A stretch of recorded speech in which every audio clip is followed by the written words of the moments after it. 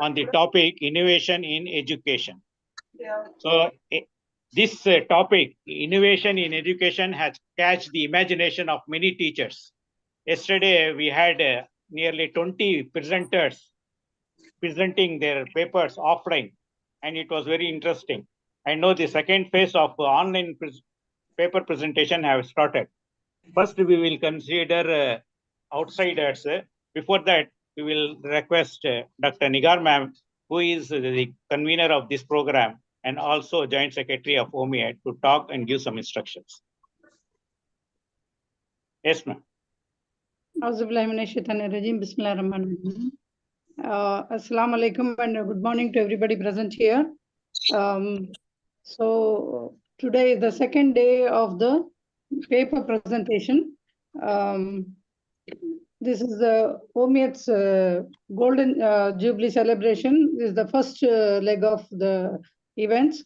So we have started with the teachers paper presentation. Later on, we will have students competitions as well. And everything will be like finalized by the end of October. So we had certain categories, but zone-wise prizes, but that may slightly change because from zones we don't have much representations for some zones. So you may present your paper and wish for the best, and the best papers will be selected. And those who are the best of the best, they will be invited to give present their paper in the Golden Jubilee celebration. So I request all of you to do the best in your presentation and be precise. Talk only about the novel idea and about your work, with whom you have worked, and present the tables and statistics. Okay. Yesterday, many people started with what is education and what is a teacher and all that. It's not a lecture. It is only the idea and how you executed the idea and what were the results desirable or not. Okay, just keep precise to that. Try to finish in 5 minutes, and we may give you grace time up to 10 minutes, but not beyond that because there are many papers. Thank you very much and all the best. You can start. Kapila madam is here, sir. Has she joined? Yes, ma'am, I'm there. Okay, ma'am. Okay, we will start. So Kapila ma'am is there. She will be made the co-host by Brother Fazal. And now we will start the program, calling first Nasreen Fatima from Hyderabad. So 10 minutes will be given. You can have your video on and your PPT you can share. So any assistance you can take from Brother Fazal who is available. Here's the number also, registration number. Yes, Nasreen Fatima. Yeah. Assalamu alaikum wa rahmatullahi wa barakatuh. Sir, do I have an, I'm unable to disable to share my screen. Can you please? Yes. No. Yeah. Brother Fazal.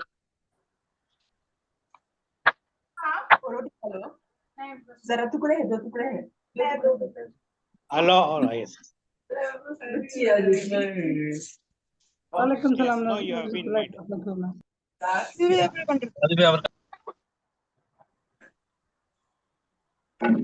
बच्ची बचपन से इसकी सलाह डाले चाहते post करना मसाला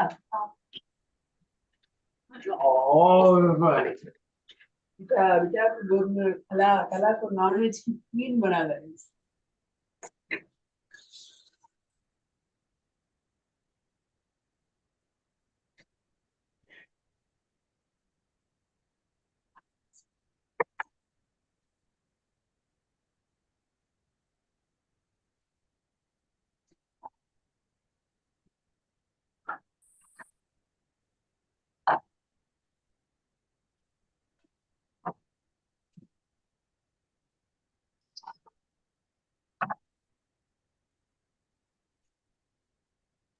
Yes, ma'am. You are not ready, Nasreen Fatima, ma'am.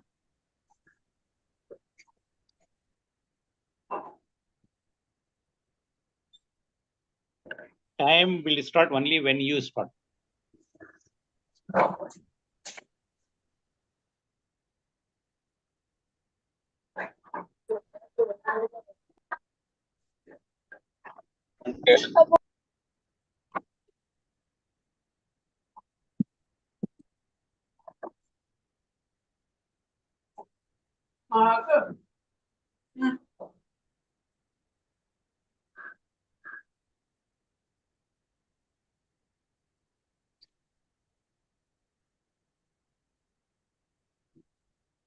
Anisha ma'am, can you kindly mute yourself? When you ask question, you can unmute.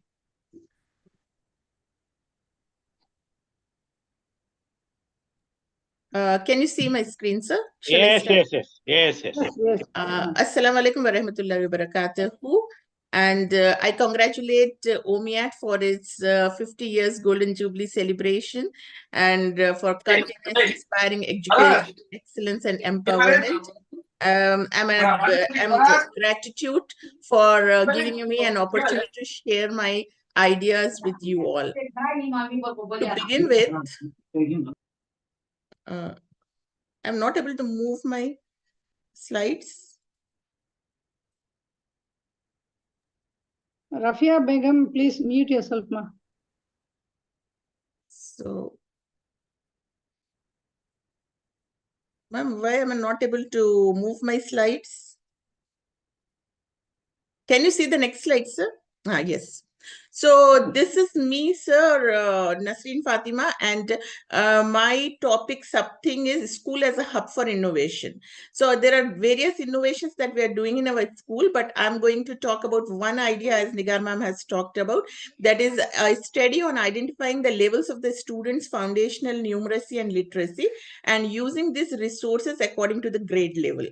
So one thing is what we are doing in our school is how to develop the scientific temperament, and we are associated with OMIAT also for that, where our students are participating in regional and national science fair. This is one of the innovation which we are doing.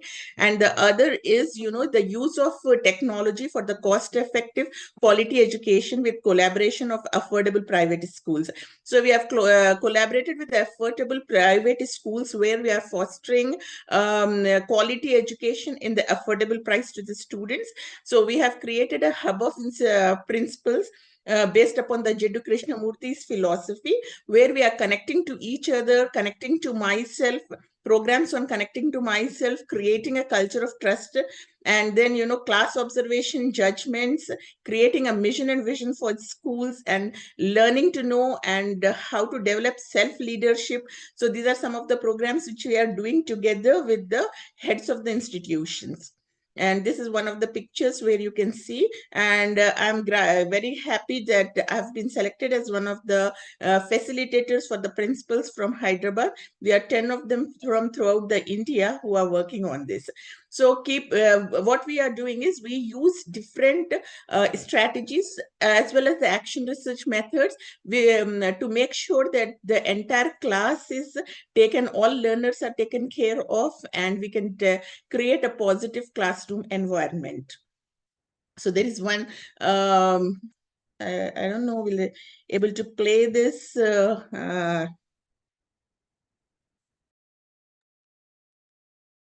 Okay, this was one video which I wanted to show. Okay, 2 minutes video, it was not playing. So based upon this new educational policy, we have designed this curriculum with all the affordable private school teachers sitting together, collecting the samples of the data.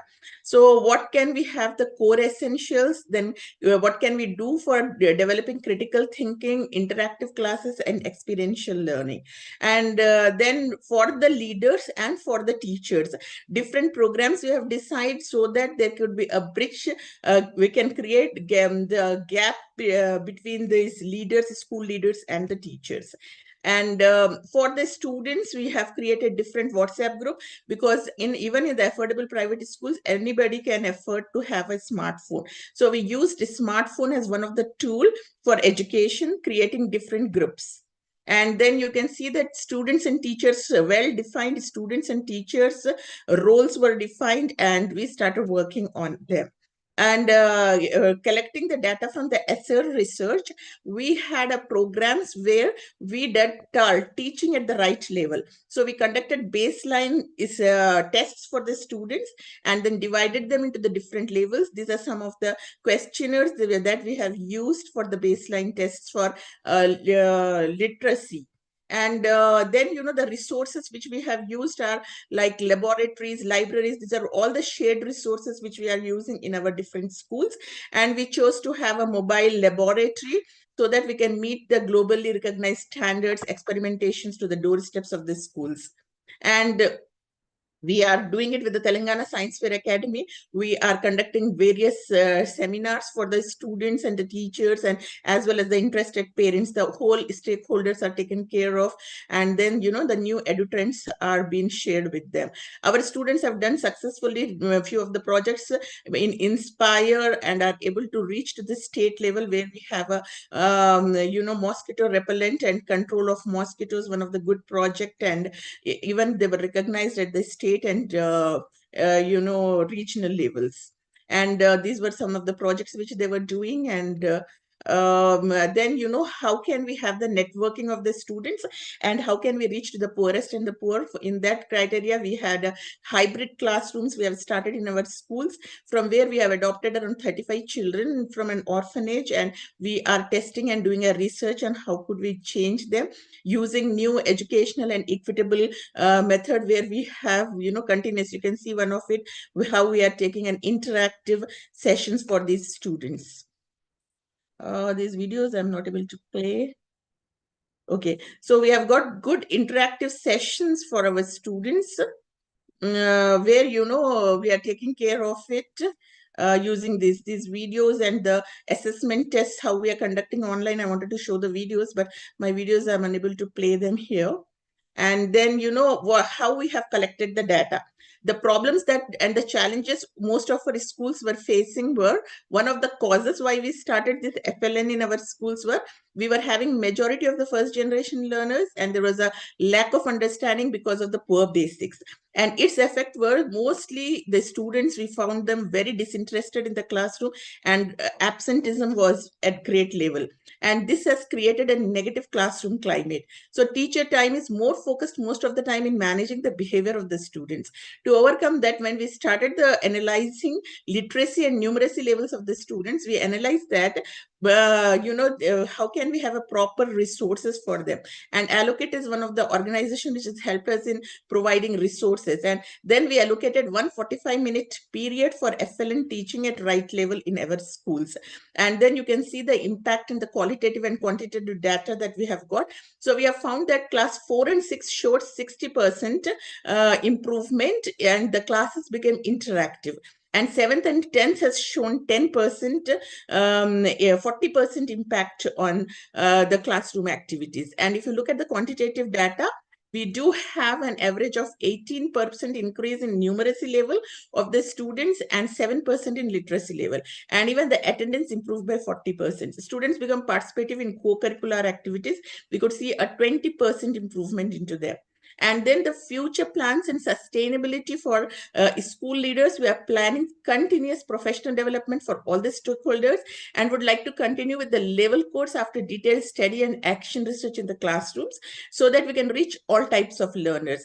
We'll have to learn practical ways to explore value and empower students to examine the ways in which they could make positive impact. Working in this way, starting from where we were and within that, and how can we have the context and sharing this with the others throughout the course, it is helping us in collecting new ways and thinking for a sustainable future, and understanding and knowledge. Thank you so much for the opportunity. Hope I could make my point. Thank you so much. Thank you very much for the wonderful presentation, ma'am. And more than the presentation, the work you're doing in bringing together more than 500 schools for the science fair, and also giving a basic literacy for the downtrodden people, and making a hub of the school. Congratulations, ma'am. Thank you so much, ma'am, for the Yes, opportunity. interesting paper, very interesting paper. But I have a question. How do you reach out to students who cannot afford a cell phone, and are you able to do for them? Yes, ma'am. A very good question, ma'am. As I was talking about the orphanage children, ma'am, can I stop this share? How can I stop it?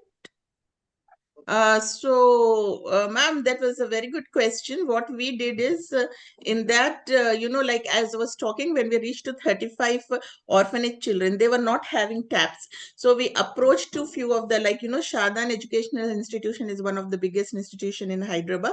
So director, Miss Sumaira Sareb Rasool Khan, she was ready to offer her help, and she has granted tablets, around 8 tablets to those orphanage children. So they were in different classes, like there were 3 students in lower kindergarten and other classes. So like 3 students or 2 students according to their classes could share those resources. So that is how we could reach and help around 35 students in getting those gadgets. Excellent work, ma'am. Congratulations. Really interesting. Yes, thank you so much, ma'am. Thank you very much. Now we will be calling Shana K from Kerala to present her. You can quit and come back if you could not. If you could not get out, you quit and then come back. Hello, sir. Can you hear me? Yes, we can hear. Assalamu alaikum. I'm from Kerala. I'm doing this online. The Umian Institution, New College. I'm just a student. So இந்த it is போன்ல connection ஆக மாட்டேங்குது. இன்னொரு போன்ல connection ஆயிடுச்சு. okay, sir. இப்ப north program இப்ப வந்துட்டு இருக்கு. Sir, I can't hear you, sir. You continue. You continue. No, cross You talk continue. now. You continue. Sir, photo share பண்ணனும்னு compulsory, sir. I'm just a student, so I'm just asking. This is my first presentation. Not necessary, ma. You can talk. You can have your Okay. camera on if you want. Oh, okay, sir. So I can start. Yes, you can start. Yes, ma, go ahead. Assalamu alaikum warahmatullahi wabarakatuh, and good morning, everyone, respected teachers, judges, and all my dear friends. First of all, I thank for this opportunity. My name is Shana from Kerala, student of DSS Batch 5, Umaid Institution, New College, Chennai. Today, I'm here for presentation on the topic innovation in education. Education, being a social institution serving the needs of society, is indispensable for society to survive and thrive. It should be not only comprehensive, sustainable, and superb, but must continuously evolve to meet the challenges of the fast-changing and unpredictable globalized world. This evolution must be systematic, consistent, and scalable. Therefore, school teachers, college professors, administrators, and researchers and policy makers are expected to innovate the theory and practice of teaching and learning, as well as all the other aspects of this complex organization to ensure quality preparation of all students to life and work. Here we represent a systematic discussion of educational innovations, identify the barriers to innovation, and outline potential directions for effective innovations. Status of innovation in US education, what educational innovation is, how innovations are being integrated in schools and colleges, why innovations do not always produce the desired effect, and what should be done to increase the scale and the rate of innovation based transformation in our education system. We then offer recommendations for the growth of education innovation. As example of innovation in education, we will highlight online learning and time efficiency of learning. Using accelerated and intensive approaches, what is educational innovation? Creativity is thinking up new things. Innovation is doing new things. To innovate is to look beyond what we are currently doing and develop a novel idea that help us to do our jobs in a new way. The purpose of any invention, therefore, is to create something different from what we have but been doing, be it in quality or quantity or both. To produce a considerable transformative effect, the innovation must be put to work, which requires prompt diffusion and large-scale implementation. Innovation is generally understood as the successful introduction of a new thing or method. In essence, innovation seems to have two subcomponents. First, there is the idea or item is novel to a particular individual or group, and second, there is a change which results from the adoption of the object or idea. Thus, innovation requires the three major steps: an idea, its implementation and outcome that results from the execution of the idea, and produce a change. In education, innovation can appear as a new pedagogic theory, methodological approach, teaching technique, instructional tool, learning process, or institutional structure that, when implemented, produces a significant change in teaching and learning, which leads to better student learning. So innovation in education are intended to raise productivity and efficiency of learning and or improve learning quality. Efficiency is generally determined by the amount of time, money, resources that are necessary to obtain certain result. In education, efficiency of learning is determined mainly by the invested time and cost. Learning is more efficient if we achieve the same results in less time with the less expense. Productivity is determined by estimating the outcome obtained versus the invested effort in order to achieve the result. Thus, we can achieve more with less effort, productivity increases. Hence, innovation in education should increase both productivity of learning and learning efficiency. Innovation can be directed towards progress in one, several, or all aspects of the educational system: theory and practice, curriculum, teaching and learning, policy, technology, institutions and administration, institutional culture, and teacher education. It can be applied in aspects of education that can make a positive impact on learning and learners. In a similar way, educational innovation concerns all stakeholders: the learner, parents, teacher, educational administrators, researchers, and policy makers, and requires their active involvement and support. When considering the learners, we think of studying cognitive process taking place in brain during learning, identifying and developing abilities, skills, and competencies.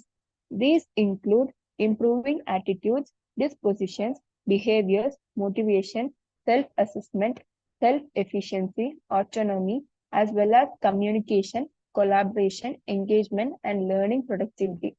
To raise the quality of teaching, we want to enhance teacher education, professional development, and lifelong learning to include disposition, teaching style, motivation, skill, competencies, self-assessment, self-efficiency, creativity, responsibility, autonomy to teach, capacity to innovate, freedom from administrative pressure, best conditions of work, and public sustenance. As such, we expect educational institutions to provide an optimal academic environment as well as material and condition for achieving excellence of the learning outcomes for every student. Education is nourished by society and in turn nourishes society. The national educational system relies on the dedication and responsibility of all society of its effective functioning. Thus, parental involvement together with strong community and society backing are crucial for success. A national education system is commonly the product of distinctive set of historical, political, social, cultural, and economic effects.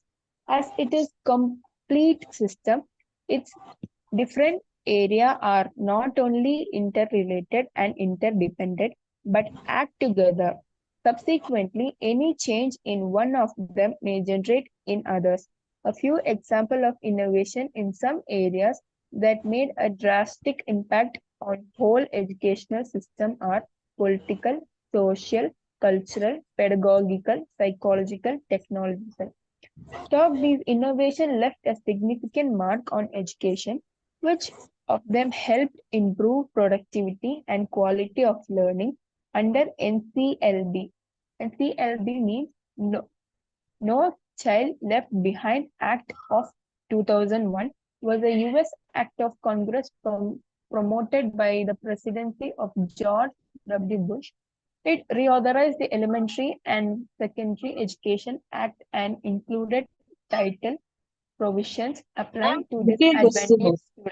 என்ன தொட்டுக்க முட்டை இருக்கு ஏன் இப்படி பண்ற ஒரு நாள் கூட நல்லா பண்ண மாட்ட மதியம் செஞ்சு இருப்போ முட்டை இருக்குன்னா என்ன முட்டை பழைய முட்டையை தின்ன சொல்றியா ஃபுட் பாய்சன் தான் ஆகும் Excuse me, ma'am. Who is that?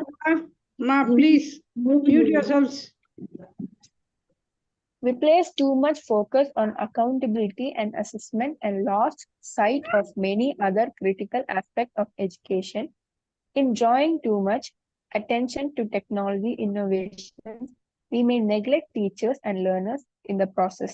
Stressing the importance of STEM, STEM means science, technology, engineering, and mathematics, at the expense of music, art, and physical cultural ignores young people's personal, social, emotional, and moral development. Reforming higher education without reforming secondary education is futile. Trying to change education while leaving dysfunctional societal and cultural mechanisms intact is doomed. It is crucial that, therefore, 1 minute, When- ma. I have a question. Yeah. Are you working in a school now? Right no, now? no, I'm just a student training. Okay, okay. So Can I did you do any innovation with your tuition children or children at home? Did you do any innovation? No, ma'am, just a starter. Just I'm doing my course. Okay, okay. I finished my Your degree. your time is You are over. not Conclude. teaching. Okay. Your time is So, over. the Conclude. time is over. You can just conclude, ma. Okay. Thank you. Actually, the innovation in education is the best idea, but also there are many disadvantages related to this. But I conclude my work by saying that technology is good for children, but also we have to limit it. And thank you by concluding my words. Thank you, everyone. Thank you very much, ma. Thank you. Kapila ma'am, any questions? Anisa ma'am? No, ma'am, no. No, Okay, any next other, anyone from outside Tamil Nadu? Any other person from outside Tamil Nadu? Available means they will be given chance. Otherwise, we will start primary. Okay, nobody available. Now we will start the primary teacher's presentation. The first one is Nasreen Fatima. So, Nasreen Fatima. Whoever is given, they will be made co-host. They can share the videos and their PPT, and they can keep their video also Salim on. sir, that is why I Yeah. asked you the number. You have to give, Nasreen Fatima madam is from Hyderabad, no? Is there any other Nasreen Fatima? She's finished. She's finished. Then Kashifa Amreen. Kashifa Amreen. Nirmala, miss, you help with the register number for the judges. Sure, sir. Kashifa Amreen. Kashifa Amreen can start. Okay, sir. Make her co-host.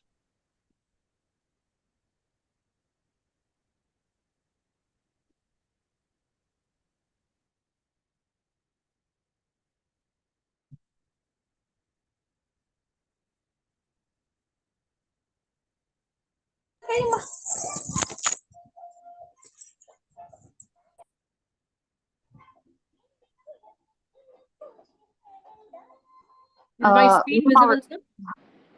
Ma'am, her registration number is TPP01013. Kasifa Amrin. Can you please repeat it, ma'am? TPP01013. 013. Okay. Yes. Okay, ma'am. Thank you, ma'am.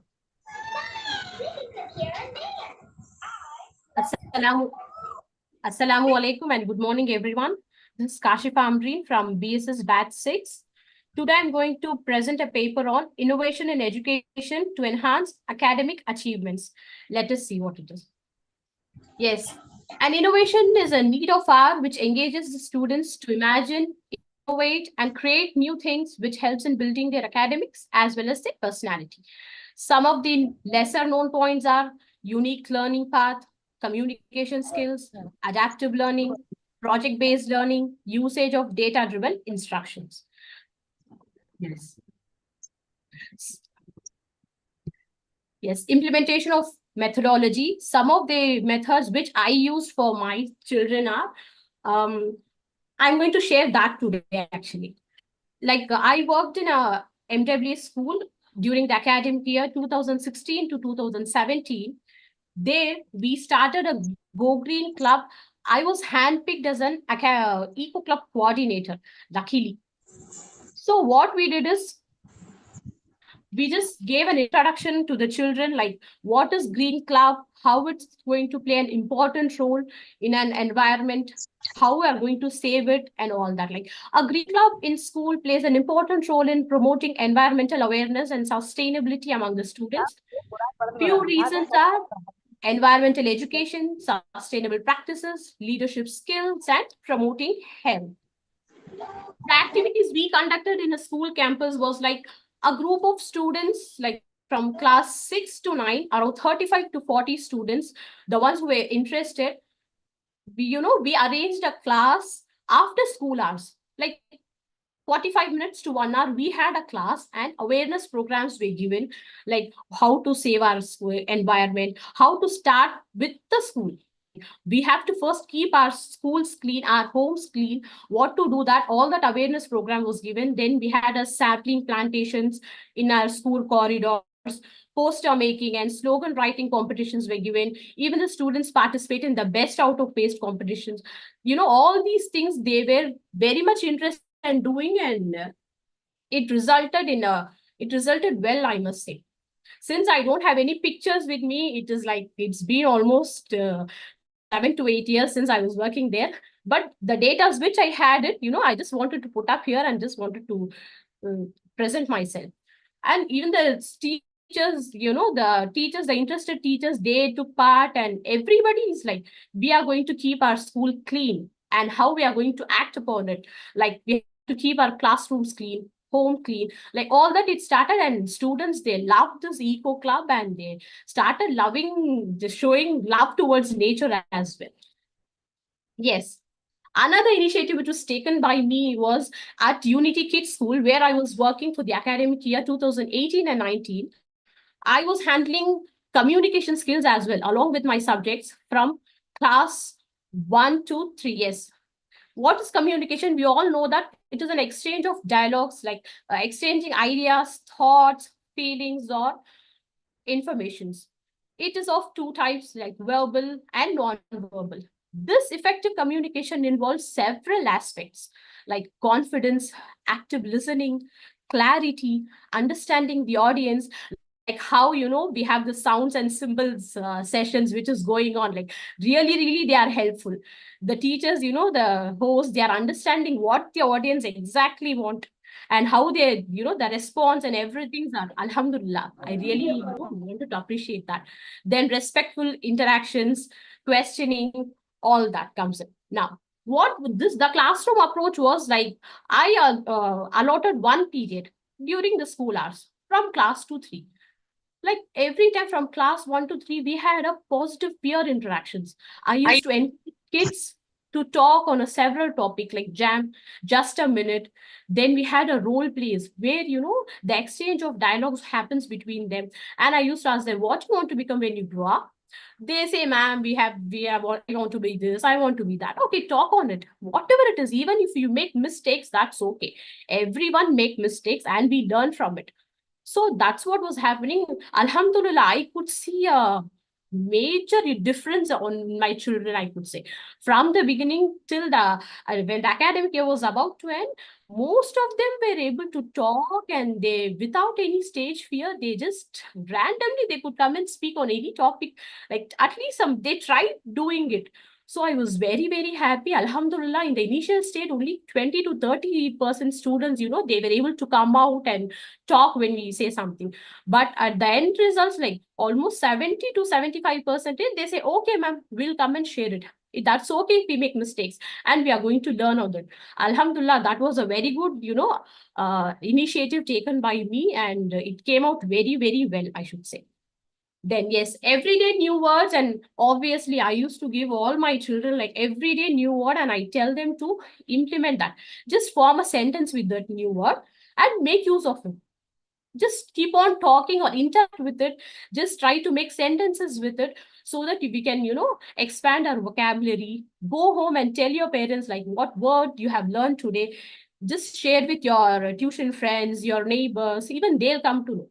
This time, the way this was going on, like parents, they were giving a very good feedback to us. Like they are very much interested into these things, ma'am. Every day they're coming and sharing their new words, and they're really, really enjoying it. And Alhamdulillah, I got a very big response from the parents as well in this. As yes. Then this is actually, I haven't implemented this concept anywhere yet. Alhamdulillah. Now, actually, I'm doing my B.Ed, and in MIASI, I have applied for it, and DLED. Inshallah, in future, I might be doing it, like brushing up the entire academic year in the form of MCQ questions. This happens with our children. Like, apart from our formative and regular summative assessments, the children, they get marks during that time. But when they come after the summer vacations, like everything seems Greek and Latin to them. They say, ma'am, we don't remember, ma'am, this, that happens. So this is an, initial step plan, which I have in my mind. Inshallah, I'm going to implement it in future. So the previous year's academy, main subjects, the main subjects that can be put it up into 100 marks or 50 marks MCQ questions, so that the students will not remember their basics. They'll strengthen their basics, and that is going to, it's going to be very, very helpful when they attend any competitive exams, and it is going to boost their self-confidence as well. And, the thing is, they will not forget their basics, because most of the thing is, as we move on to higher classes, we, most of us, we tend to miss some basic things like, oh, we forgot this and that. So if we do this, definitely that is going to be like, yes, identifying weaker areas. The students can, identify the weaker areas, and they can focus, okay, I'm weak in this subject. I can focus on this, so that is going to be helpful for me. And they can connect it concepts as well. They can connect their concepts, they can interrelate it, which is going to be, yes, ma'am. Sorry to interrupt. You have another 2 minutes. Okay, ma'am. Okay, ma'am. Thank you. They can just interrelate it. Whatever they are doing it, they can just connect the concepts, and they can, have a good knowledge about the subject, and it is going to be very, very useful for them.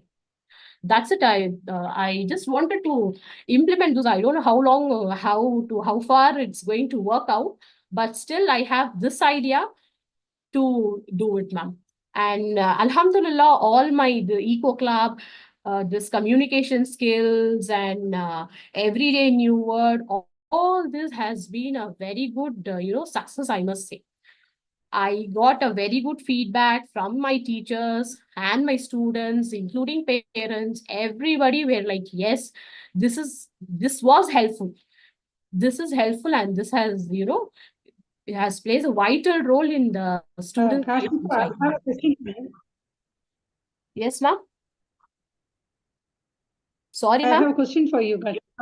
Yes, Yeah, ma'am, you can. Not from your presentation. Can you hear me? Yes, Yeah. ma'am, I can hear you, ma'am. Yes, ma'am. I'm proud that you're a student of BSS. Yeah, I'm very proud that you're a student of BSS. Yes, ma'am. Can you just give a feedback of how that program is going on, and how is it helpful? The BSS certificate program. BSS, Alhamdulillah, ma'am, because I haven't done my B.Ed yet. I'm just MSc Chemistry. Like now I'm going to know how the teaching is done. The basics, the psychology, the child development, and all those into health and nutrition, all these papers we have in the BSS. So even though some basic things I know already, but this in depth we are learning, like each and every classes, Tuesdays and Thursdays, like it is very, very beneficial to me. That's it. That's all I would say. And I came to know like teaching aids and methodologies to especially child psychology and child development, that impressed me because I too have a kid around 3. I was able to correlate with this. Yes, my child used to do this, so I had to respond this way. Like I was able to connect with my child subject and the child, I was able to do it. Alhamdulillah. Even last week we completed health and nutrition paper. Everything regarding the health, nutrition, immunizations, everything was covered by Sabina ma'am, and Alhamdulillah. I'm thankful to it actually. This BSS, I didn't had any idea. I thought of, okay, let me join this. Anyways, I'm going to do B.Ed. Okay, this will be my additional course only. Like I thought like that and I joined, but this playing a very important role, and this is going to help me in future. Definitely, I hope so. Inshallah, I think I'll have a very good thing with this. Can I conclude? Yeah. Okay. Thank you very much. Okay, thank you all. Thank you, Umayat and Nigar ma'am, for everyone giving me this opportunity to Both showcase a my. good mother and thank you very much for the Yes. on your presentation. Yeah. Yes, ma'am. Thank you, ma'am. Thank you, everyone. Thanks a lot. Hope you liked it. BSS is Assalamualaikum. not only helping teachers, but they are helping mothers will also. be a very perfect. Okay. Now we will call Sunita NM. Sunita NM. Is Good she morning, there? sir. Yes, sir. please. I'm participating, sir. I'm not presenting the paper today. Sunita NM is not presenting paper. Yes, sir. Yes, sir. Just I'm Safreen Bano. Yes, sir. I'm available. No, you can start. Safreen Bano. Yes, sir. Nirmala, Assalamualaikum. tell their number, register number to the judges. Safreen Bano, judges. Sure, sir. Sir, name is not in the list, sir. Sir, You can just add, madam. can add the If list. it's possible. Yeah, ma'am, I'm from OMIAT only.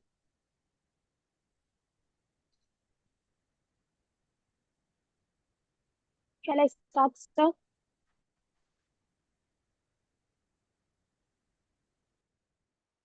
Yes, you can start. By the time Nirmala Miss will tell the register number of yours. No, you can start. Your time starts now. Assalamualaikum and good morning, everyone. I thank everybody for being here today. My name is Safreen Bano and I'm from OMIAT institution, and I'm delighted to have the opportunity to discuss an important topic that I'm deeply passionate about in front of so many research scholars and excellent personalities. My topic is restructuring our school education system to meet the demands of the 21st century. So I would like to share a PPT with you. It is a condensation of my final paper presentation. You can share. You can share. You have made co-host. You have been made co-host.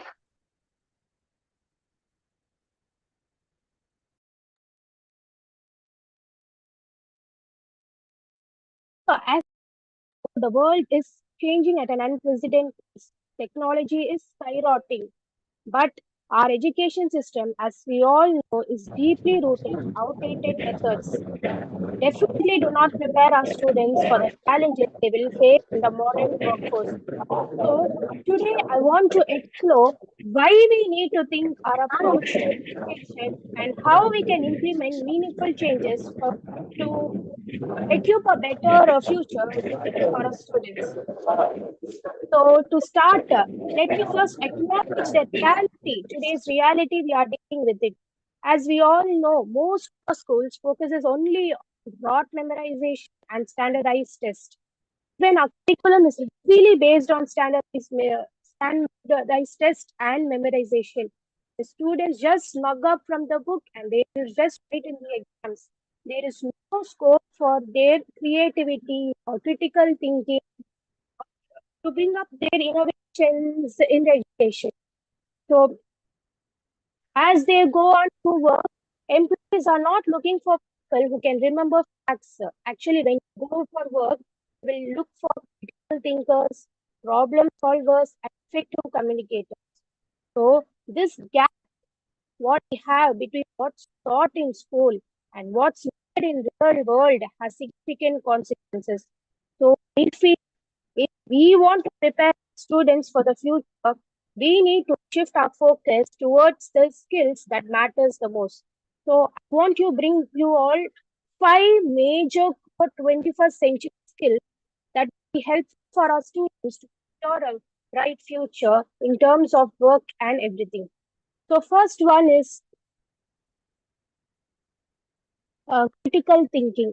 So critical thinking is just not analyzing information. It is more about evaluating evidence, making decisions, and solving complex problems. Second, we have creativity. So creativity is the ability to think outside the box. I mean, to come up with innovative solution in a world that is constantly changing. I feel creativity is just not an asset anymore. I feel it has just become a necessity. And third, we have collaboration and communication skills, which is very, very essential for today's interconnected world. Whether we are working with our colleagues across different cultures, we will definitely need communication, mental skills, and collaboration skills that resonates with others in for various cultures. And last is the digital literacy. For digital literacy, as we all know, I mean, nobody will step out of a house today's world. We can even step out without a wallet, but I'm sure we will never step out without a smartphone because we have have our old world in our palm. So digital literacy is indispensable for navigating the complexities of the digital age. So I will also bring you some strategies how we can implement these 21st education skills.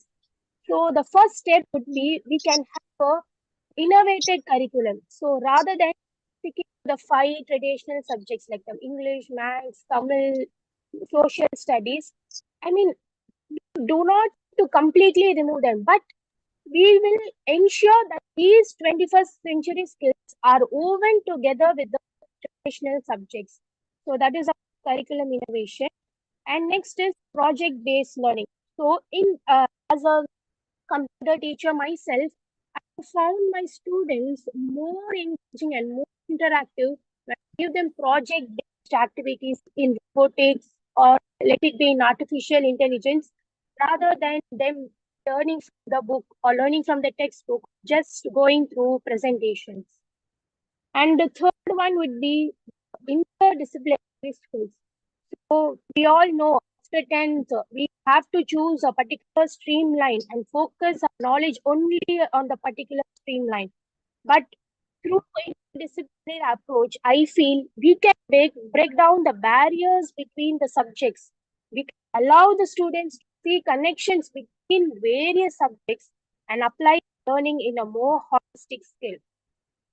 So lastly, I would also like to tell, in the strategies, the assessment, it is just not always go with what we teach. It is also about how we assess. So as we all know, traditional exams is often focused on only memorization. I feel it should be supplemented or even replaced with more dynamic forms of assessment. As we all know, according to the National Education Policy, there is one of the more core element of them is Karak. So Karak is performance for analysis, for assessment, review, and analysis of knowledge for holistic development. So according to NEP, according to the evaluation, they have found out that the higher order skills such as analysis, critical thinking, and conceptual clarity is important. So they are working on holistic 360-degree holistic progress card to assess the students in a more comprehensive and holistic manner. So rather than just picking up to memorizing, writing in the exam, and passing the grade. And so to complement my findings, the opportunity to conduct have the opportunity to hand over a question in my school. I can show you the sample of my questionnaire. Last 2 minutes. Yes, ma'am. So this was a question which was handed over to the students of Anjuna Primary and to make to prove my findings that how these 21st century skills have improved their workings, their career progression, their engagement levels. I have shared with you with the data statistics. As you can see, 8% gentlemen graduates secured employment more than the traditional schools, and they have achieved a 65% career advancement in a very few years.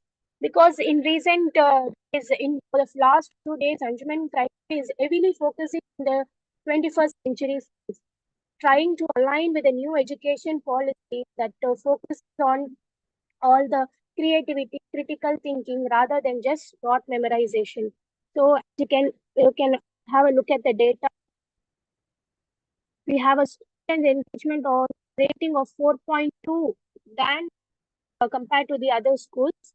And then I can show you the effect of 21st century skills in women students and traditional schools. I mean, traditional school is, I had the opportunity to observe in my neighborhood. I went to the neighbor school and observed the 21st century skills in their school and my school. I have collected this data.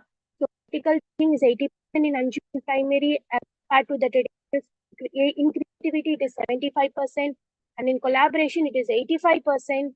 Communication is 78%, and digital literacy is 90%. So what I'd like to conclude is, by embracing these innovative strategies, by incorporating these 21st century skills, we can prepare students not only for their jobs, but also for their life. So I would also like to invite all the stakeholders, important contributors of students' lives, educators, parents, students, and the policy makers for this impactful change. I feel together and create a supportive ecosystem for education.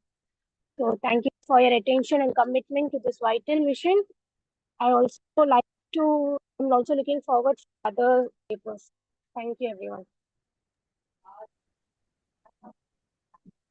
Have you submitted your final paper? Yes, sir. Thank you, Shakira. Yes, sir. Yes, sir, we received her final paper and her. Yes, ma'am. Yes, we received. Ma'am, her Register number? registration number is TP P01047. TP01047. Last number you repeat 2 times. Huh? Okay, sir. 047. 047. 047. Judges, any question? No questions from Then we can proceed with the next participant, Priya Ramesh. Priya Ramesh can now come and present. She will be made a co-host. Thank you, sir. Priya Ramesh, register number, please tell Nirmala Miss to judges. By that time, Sure. I will share. Sir, I don't know that number, sir. You don't tell. Nirmala Miss. Sir, please repeat the name.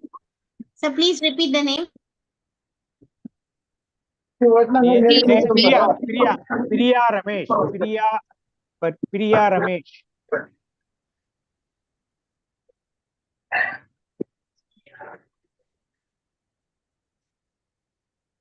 So the name you have to type, right? Sir? The name is not in the list, right? Please type it, ma'am. Yes, ma'am, that name is not in the list. Okay, Yes, you sir, take I request you to follow the name list, Excuse me, madam. I am headmaster from headmaster from EKM Abdul Ghani Madrasa Islamia School. His name is registered from EKM Madrasa School from E-Road. Okay. Who? Priya Ramesh. Yeah. Yes, EKM sir. Abdul Ghani Madrasa Islamia School. Okay. E-Road. Okay, sir. But let her proceed. You check Nirmala Miss, you check and come back. No, you can start. You can start. Priya Ramesh can Shall I start. start, sir? Yes, Priya Ramesh can start. Okay, sir. Thank you, sir. Thank you.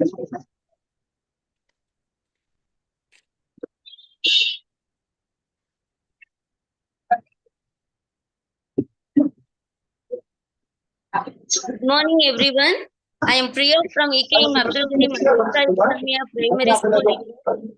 Very excited to be joining today's meeting. Title of my paper is A Study on Innovations in Education to Enhance Academic Achievement. Today, I am not here to discuss my classroom individual issues, but rather to share challenge which was faced by our school and how we have overcome them. I would like to start with the recommendations of Kothari Commission. The success and development of a society are interconnected with the educational system and the educational institution also. Our school, established in 1936, is a government-aided institution dedicated to serving economically underprivileged students. More than 800 students had been studying in our school. But our school faced a significant challenge 5 years ago when we experienced a decline in students' enrollment. Despite that challenge, we were so clear to deliver high-quality education and took innovative steps to differentiate ourselves from other schools, setting us apart in our approach and dedication to get the excellence. While many schools explore various approaches, there is no doubt on that. Our institution has distinguished itself through the implementation of 6 specific methods. Through the implementation of that strategy, we have observed a multitude of positive transformations, like increase of students' enrollment. Our school has got A grade award from Department of Education and Sarva Shiksha Abhiyan, and also most importantly, our school has been honored with district level best school award for its excellence. We are proud to showcase the success and positive impact these strategies have had on our students, parents, and staffs also. The first strategy is extracurricular activity book. In addition to the textbooks which are supplied by the government, our school has taken a step in enriching our students' educational performance by developing an extracurricular activity book for grades 1 to 5. This is crafted by our dedicated teachers itself. That book includes computers, Hindi, spoken English, rhymes, stories, general knowledge, grammar, and drawing. Through these carefully designed activities, students have the opportunity to practice and refine their skills in various areas. It helps to promote most enjoyable learning experience. For an example, the general knowledge segment introduces students to a wide range of topics to understand the world around them. By integrating these activities into the students' learning routine, they can engage in a more well-formed educational journey, which helps to enhance both their academic and personal growth also. The second one is drawing it everywhere. As students arrive at school in every day, they are welcomed by a vibrant environment. The gates, the walls, corridors, and classrooms are engaging with thoughtfully placed drawings that aim to make curiosity and cultivate a better learning. For an example, science classrooms might feature illustrations of space, plants, and animals, while animal arts rooms could display scenes from classic literature and expressive literary themes. This strategic use of artwork throughout the school enhances the educational environment, making it a place where the students can feel energized and motivated to learn.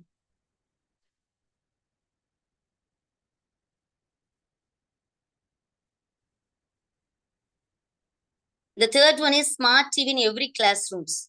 Our classrooms are equipped with cutting-edge technology, including smart TVs, projectors, and interactive touchscreen smart TVs.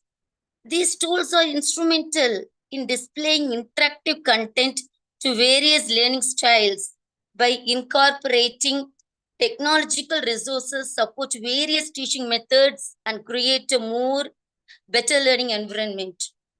For an example, when teaching about the ocean or distant planets, teaching can utilize multimedia resources to make these topics more relatable to the students. The integration of such technology not only aids in illustrating challenges, concepts, but also engages students in a more interactive way. For an example, students might use touchscreen smart TVs to participate in interactive lessons. The approach not only helps clarify to difficult content, but also makes a participatory classroom atmosphere also. While implementing these modern technologies enhances the effectiveness of teaching, making abstract or complex subjects more easier for students. Priya, last 2 minutes. Okay, ma'am, okay. The fourth one is Book Free Day. At our school, Book Free Day is a very happiest monthly event that takes place on our Saturdays and is eagerly waiting by the students. And the day, students are encouraged to set aside their textbooks and school bags, allowing them to engage in creative and recreational activities. It is not only a fun and enriching experiences for students, but also a valuable opportunity for creative exploration, relaxations. Fifth one is parents-teachers gathering. The success of progress of every school are enhanced by the active participation of parents. During that gatherings, our teachers provide comprehensive update to parents regarding school activities. Every year, approximately 300 to 400 parents attend these gatherings, which are held 3 times annually. The feedback collected during these meetings and reviewed and implemented as a token of appreciation for their valuable contributions. We present small gift to the parents who provide encouragemental feedback. These gatherings are very essential in supportive educational environment and ensuring that our school continuously evolves based on the valuable input of parents. The last one is admission. Commonly, we have the saying is effective advertisement may often go acknowledged, but high quality drives increase the ma'am. Yeah, thank you so much. Nikki ma'am, do you have any questions?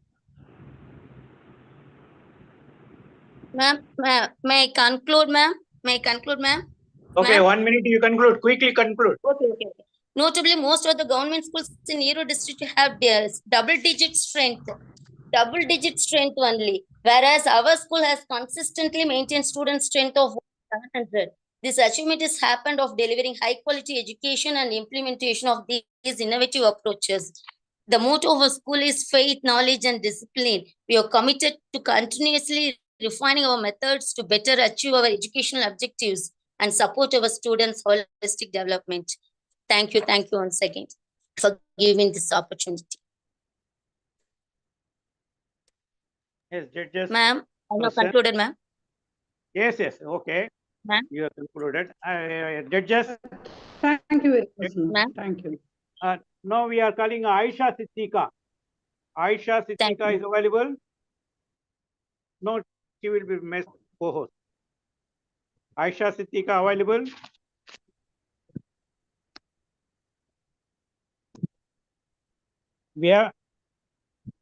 If not, we are going to Basratul Afreen. Yes, sir. Who is there? Who is joining? Who wants to join? Aisha Siddiqa? Basaratul Afreen, sir. Yes, okay. Basratul Afreen. Nirmala miss, tell her register number. By that time, we'll make you co-host. You can share your. Basratul Afreen, TPP 04026. 026. PP 04026. TPP 04026. 26. Yes, ma'am.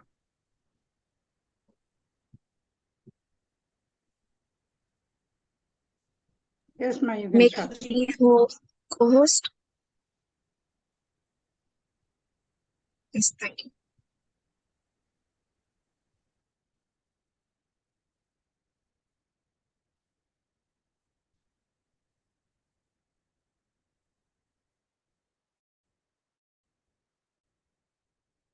Assalamu alaikum wa rahmatullahi wa barakatuh. I am Basaratul Afreen, and today I will be presenting on enhancing Quranic recitation through Read al Quran, a modern approach in education. This presentation will explore how modern technology can be integrated into Quranic recitation practices, specifically using the Read al Quran methods.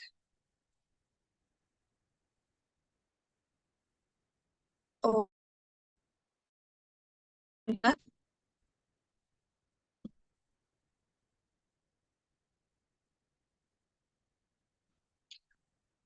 My screen is clear? Yes. Yes, ma'am. Proceed. Okay. In this presentation, I will explain the importance of Quranic recitation in education and how traditional methods, while valuable, can be enhanced with the use of modern tools. We will look at the specific methodology of the Read al Quran tool and its application in a classroom setting. The focus will be on a case study where students were divided into groups based on their proficiency levels, and targeted approach was used to improve their recitation skill over 3 months.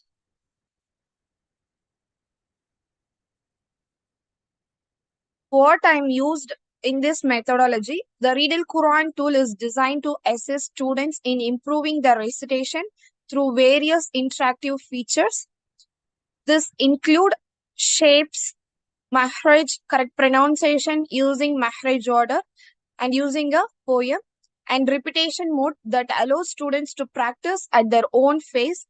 The methodology focuses on combining these digital features with traditional recitation practices to create a comprehensive learning experience.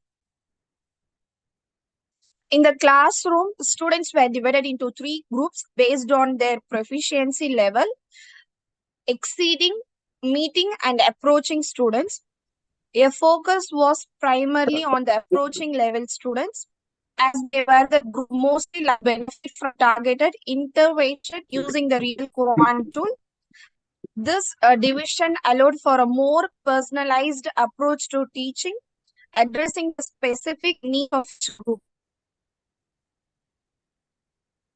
The Blooming Flower, named Blooming Flowers, the Blooming Flowers group was created to implement 3-step process aimed to improving Quranic recitation. The first step involved a regular practice session using Read Quran method.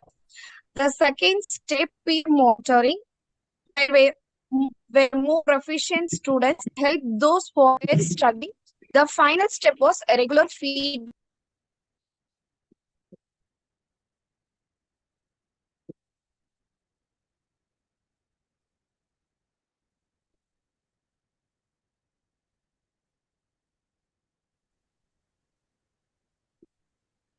Your voice not coming. 1 minute. I have a network issue. 1 minute.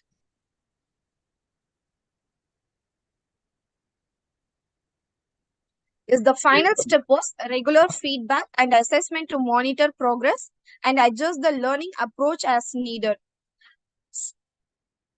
Step 1, creating a small group of slow learners to ensure personalized attention and support.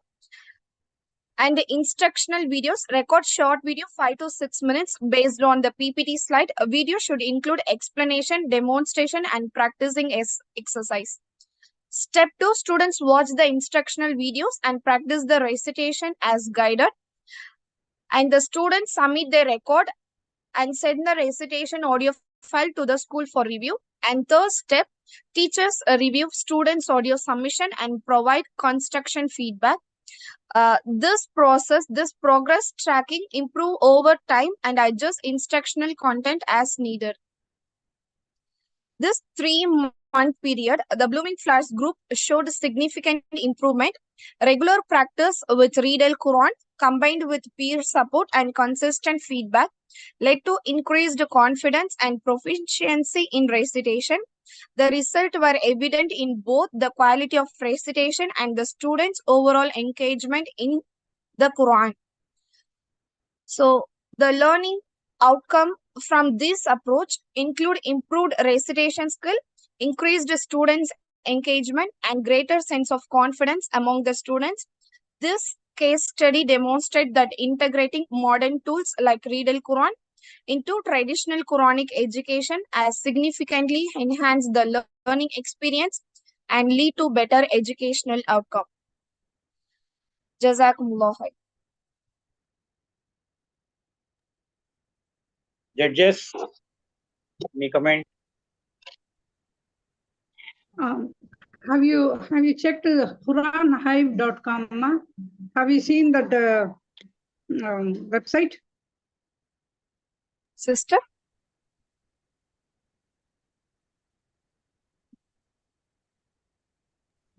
Yes, ma'am. Quranhive.com. Have you checked that website? No, ma'am, I don't know that website. Quranhive.com. Just make a note. Okay. Quran? Yeah. Check that website. Quranhive.com. Okay, ma'am. Hive, H-I-V-E. HIV. H-I-V, Hive. Okay, ma'am. Then good. Quranhive.com. You check that site also. It's very Okay. useful. It gives the root words and all. If you touch the word, it will give the pronunciation. Also, it's a great site. You can make use of it also. Thank you, ma'am. Very good presentation. Other judges? Okay. No, yes, any other judge can question? Now we will go to Safa Fatima. Safa Fatima.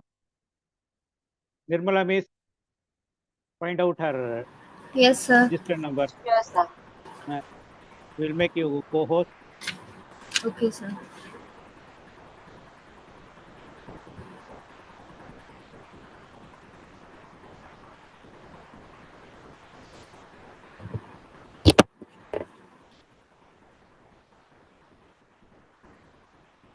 Our registration number is TPP 01153.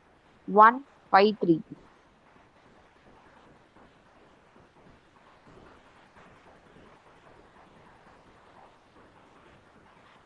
Shall I start? Yes, ma'am. Go ahead. Okay.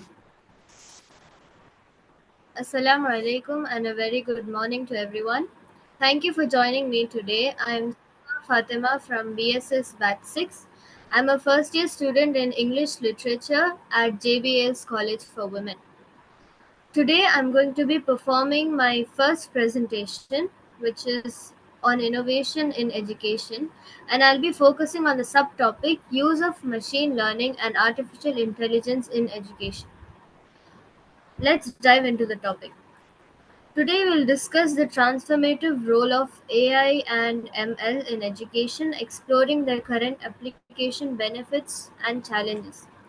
As educators and learners, understanding how AI and machine learning can enhance education is crucial.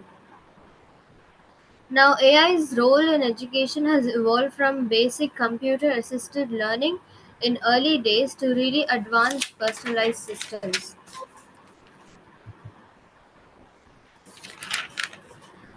And over the years, AI has moved from automating tasks like grading to offering adaptive learning experiences and immersive tools like VR and AR. Today, AI plays a crucial role in tailoring education to every individual needs, and it's making learning more personalized and effective.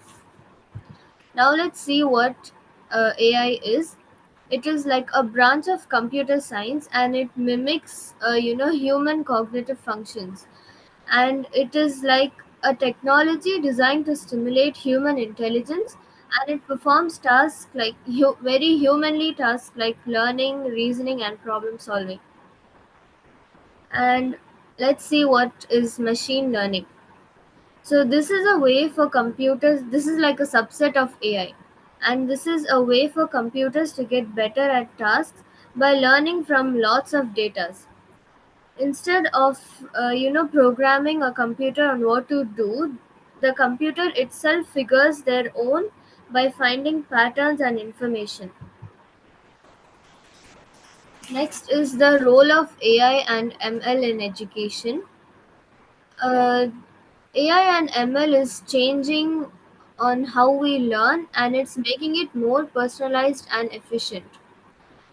And they can, with the use of AI and ML, we can personalize our own, like each individual's own learning capacity. We can personalize it, and we can take help with it.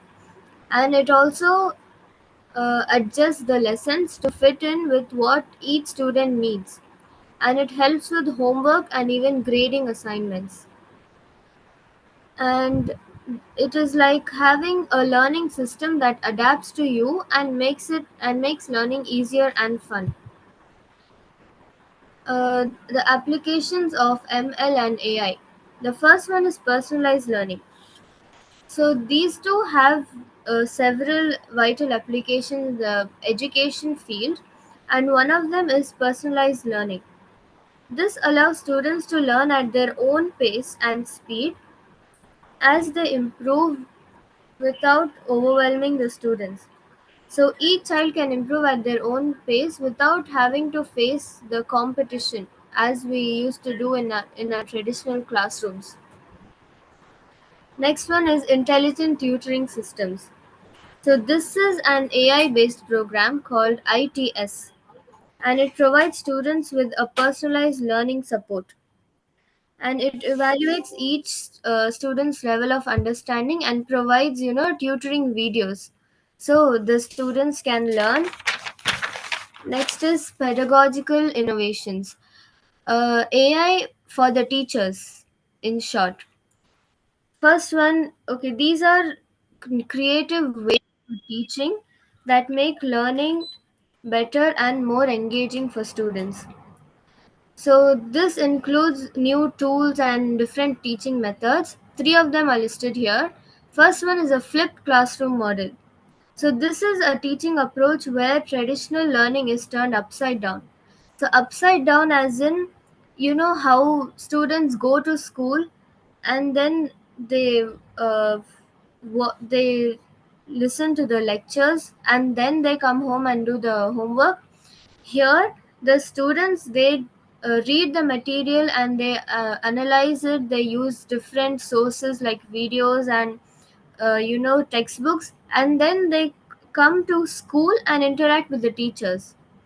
So interacting as in like group discussions and all that, it with the help of teachers guidance, of course, and this allows students to learn at their own pace at home and get more interactive in class. Oh, sorry. The next one is project based learning. So project based learning is a teaching method where instead of listening to the lectures, students actively explore and solve problems that matter to them. They work together and think critically to make something meaningful, like a presentation or a model, develop skills like teamwork, social skills, and critical thinking. Next one is competency based education. So CBE, or competency based education, is instead of just Safa, passing. last 2 minutes, Safa. Oh, okay.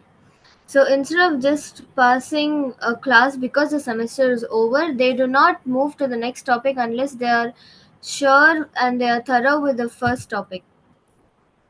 So innovation in informative approach and inclusion, OER. OER is free materials including textbook and lesson plan for the teachers, and inclusive education technologies. This makes it possible to break down the barriers to learning so all students can equally partake in educational experiences.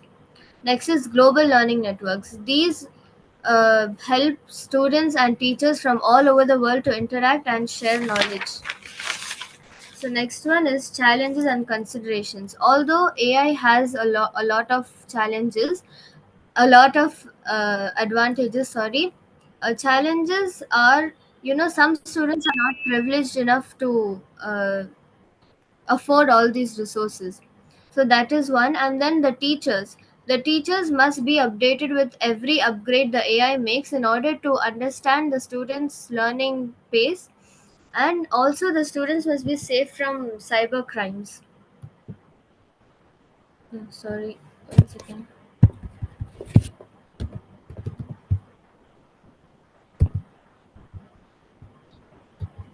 So the case studies, some of the case, as I'm not a teacher and this is my first step towards teacher training, I did a few case studies. The first one is Finland's education system. So this is really different from the education systems from all over the world. First one is better standardized text. In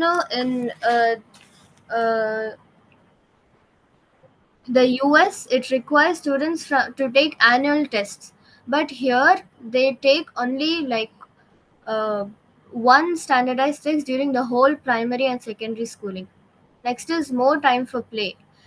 They in a week they have only 2.8 hours they spend on homework, and other times they spend practical learning without any writing or by hearting stuff. Then the college is also Safa, your time is up. oh, okay, let me Over to judges. Can you give me extra 2 minutes to conclude, please? Come to the conclusion. Okay. Great. So as we are in the generation of AI, we can see that you know it's clear that innovation will hold a significant position in education, AI and all that. But we should also make sure that we are not using it to an extent where we are lazy to use our brains, and we have to make our brains active and not totally depend on AI and ML. Thank you so much for giving me this opportunity to present. Yeah, thank you so much.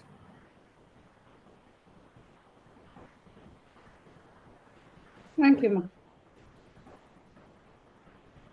Next candidate. Next, who is available? Give your name. Misbah Fatima. Misbah Fatima. Others also, you give your name first. We will start then. Sir, Misbah Mariam Fatima. Fatima. Mariam One by Amri. one. Misbah Fatima. Mariam Amreen. Mariam Amreen. Then next, Mariam Amreen. Misbah Fatima over. Reshma. Reshma. Next. Next. Reshma. Next. Anyone more available? That's for Nishat Mariam. Huh? That's for Nishat Mariam, sir. Nishat Mariam. Nishat Mariam, right? Okay.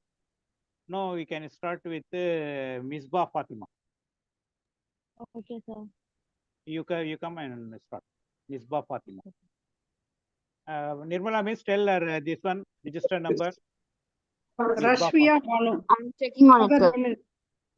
No, Tamil is not now. Sunday only. English only.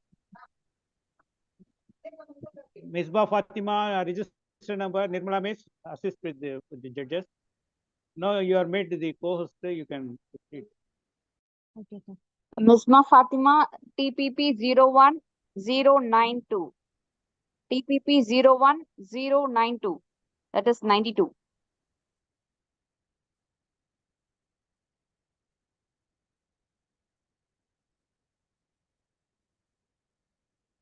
Shall I start, ma'am? Hello. Yes, you can start. Your time starts now. Assalamu alaikum wa rahmatullahi wa barakatuh, and good morning to all. I'm Misbah Fatima. I'm a BSS 6 trainee, and I welcome you all for my presentation on the topic restructuring school education for 21st century skills. This is a rapidly evolving world. Our education system too has come along a long way, but there's still room for continuous improvement in inculcating knowledge to the students.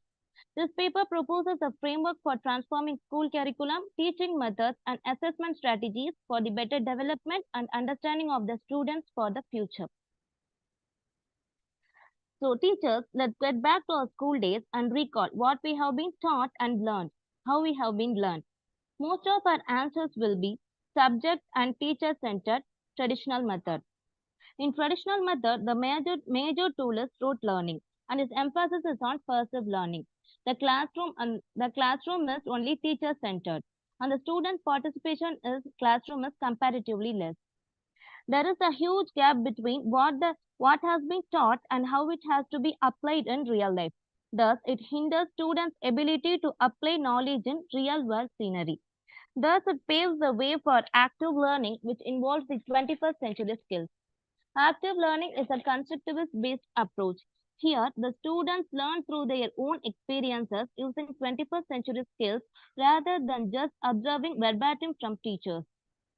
Here are the benefits of active learning methods. Here, the focus is on learning, not on teaching. The teacher plays the roles of facilitator rather than being a dictator in active learning method. The environment is democratic and students learn from their own experiences, and it is flexible to implement in any part of lesson, and it promotes creativity, collaboration, critical thinking, and peer learning. These are the 21st century skills: critical thinking, problem solving, collaboration and communication, digital literacy, creativity and innovation, and character development. My hypothesis is to analyze the shortcomings of traditional methods and propose strategies to implement 21st century skills into school curriculum, which will develop students to shine better in every field in future society rather than rote learning methods. The objectives of active learning include: it encourages students to actively participate in the learning process. It fosters higher order thinking skills such as analysis, evaluation, etc. To help students by doing activities that they have learned to retain information better, to promote collaboration among the students, to enable students to understand the concepts better and to know their strengths and reflect on their own learning process. The scope of active learning that it has diverse strategies of instructional methods. It can be flexibly implemented and can be integrated into any part of a lesson. Research shows that active learning can lead to better academic performance and lower failure rates, especially for students from underrepresented backgrounds. Active learning transforms the traditional classroom into a dynamic environment where students are central to the learning process, making education more interactive and effective. Here is the comparison of passive and active learning. Here we can see the rotation rate of students in active learning is comparatively higher than passive learning methods. The innovation methods in active learning include project-based learning or PBL, 5-step teaching plan, blended learning, assessment strategies, and questionnaires. Project-based learning or PBL. It is a pedagogical approach that emphasizes real-world problem and student-driven inquiry. It is designed to give students to develop knowledge and skills through engaging projects set around challenges and problems they may face in real life. Classroom gardening, class newspapers, recycling program are few examples of PBL projects. Here, the students get constructive feedback from teachers and identify the area of improvement, and they can rectify it and enhance the quality of the project. Here comes the blended learning. Here, we use the traditional teaching methods together with the use of online learning for the same student studying the same context in the same course. This is the combination of technology and curriculum. Here comes the 5 teaching steps. Engage, explore, explain, elaborate, and evaluate. Preparing LPs using these 5 E's to inculcate knowledge to all 4 types of learners: diverging, assimilating, converging, and accommodating. Yes, questionnaires. This technique promotes critical thinking. Asking questions and questioning techniques influence learners' achievement, attitude, and thinking skills. As teachers, we should encourage children to ask doubts, keeping in mind that there are no silly doubts. We should show them how to ask questions and they would discover the answers for themselves. We can improve the understanding by asking rhetorical questions. It is a type of question that asks not for the answer but for the effect. Next, Assessment. We can implement changes not only in teaching but also in conducting assessments too, where we can evaluate the child through his or her preferences, social skills, creativity, academics, and curriculum test scores, rather than just relying only on writing. Few techniques include giving projects, online forms, reading skills, practical work, etc. The curriculum design using 21st century skills focus on abilities and skills that will best serve a generation of younger minds. Collaboration makes students to work together and get more ideas to achieve the goal. It promotes creative skills, leadership skills, decision-making skills, etc., which will help the student to shine better in the future world. This is a case study made between the student of rote learning and the student of active learning method. Results recorded on the basis of comparing how the both learners understand the concepts of before and after concept in mathematics, reading, spelling, and comprehending concepts. In traditional methods, the student finds difficulty in understanding the concept and confusing the terms of before and after, even after explanation. But the students in active learning method understood the concepts very well. The fluency in reading is comparatively less in traditional method than that of active learning method. Here, the student memorizes without understanding the concept. But in active learning method, the student understands the concept and real-life applications very well. In doing homework, need more assistance in traditional method. Active learning method students need no assistance or comparatively very less assistance in doing the homework. As per my analysis, I found that the student last 2 minutes, Lishba. Okay, ma'am. As found the student of active learning method understand the concept well through actively based teaching, group activities, critical thinking, etc., which are all the 21st century skills. Doing a fun activity related to the topic help them to explore more about the concept. We can include active learning in schools not only with technology, but by making children understand by asking questions, let them ask questions. Implementing 21st century skills help the student to shine better, not only in their academics, but also in this society too. Jazakumullahu khaira for listening to me patiently, and thanks for the opportunity, ma'am.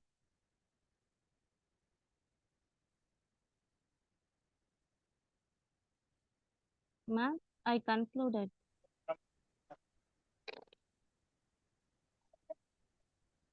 Thank you very much. Now we call Amreen, Mariam Amreen. Mariam Amreen. Yes, sir. Nirmala Miss, tell her register number. By the time we will make co-host.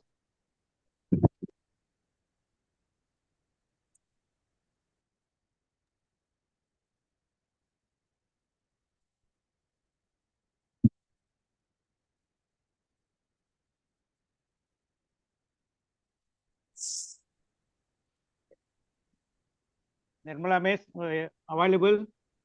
Register Mariam number? Amreen. Yes. TPP 01107. TPP 01107. 107, last number. 01107. Now you can start, Mariam Amreen.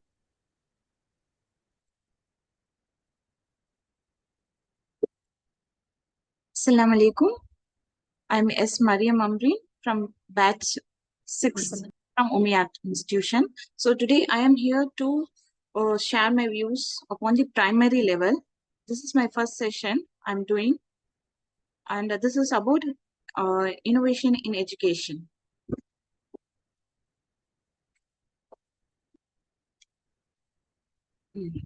It's my topic is about a study of identifying new methods of teaching. So today's children are tomorrow's citizens. So this is very important that a teacher should have to play a vital role. So education is more important.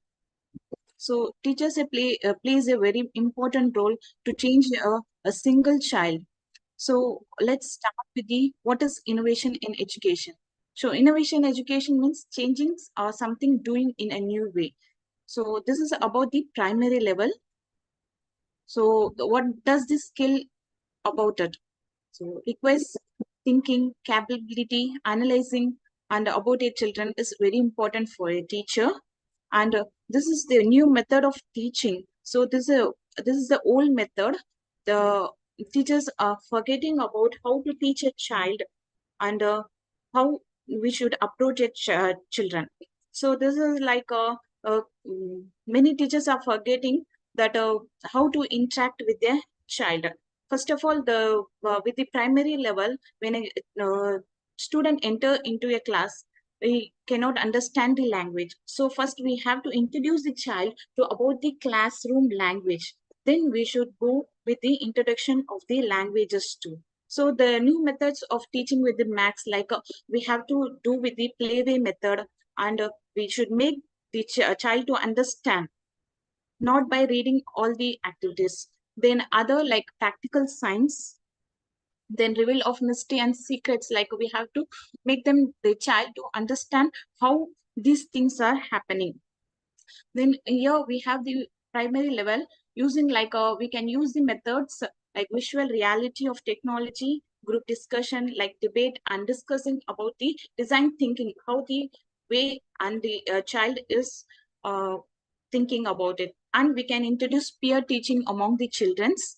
Then next is high level of schooling, like interacting lessons with the children, flexibility, pictures with the deep messages, then real world relevance, then cultivation of soft skills, feedback session. That is, feedback session is very important. And then soft skills, how this child is self-motivated. And we should understand, first we should understand how the child is approaching with this education. So I'm talking about the only primary level. So then what are the build-up level in the children have? Like communication level, business, problem solving, flexibility, teamwork, and responsibilities, what are the children have? And at last, like we have to talk with the child and how it is the child have understand, and how we should make the child to understand more and more. Okay, and thank you for the opportunity. These are the I'm sharing with the primary level, ma'am. Thank you so much.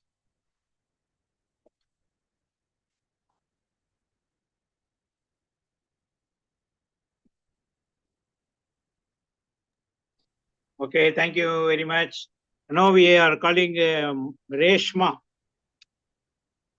Reshma, give your the number.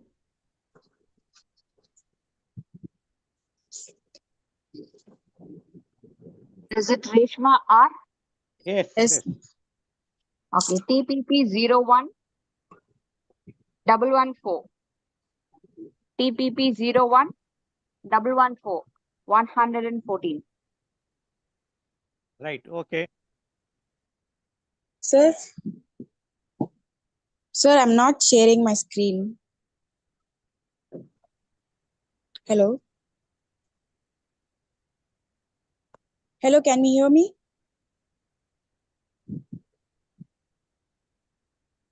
Hello? Yes, your co-host. No, you can start. Yeah. You share and start. Sir, I'm not sharing. Okay, we can talk directly.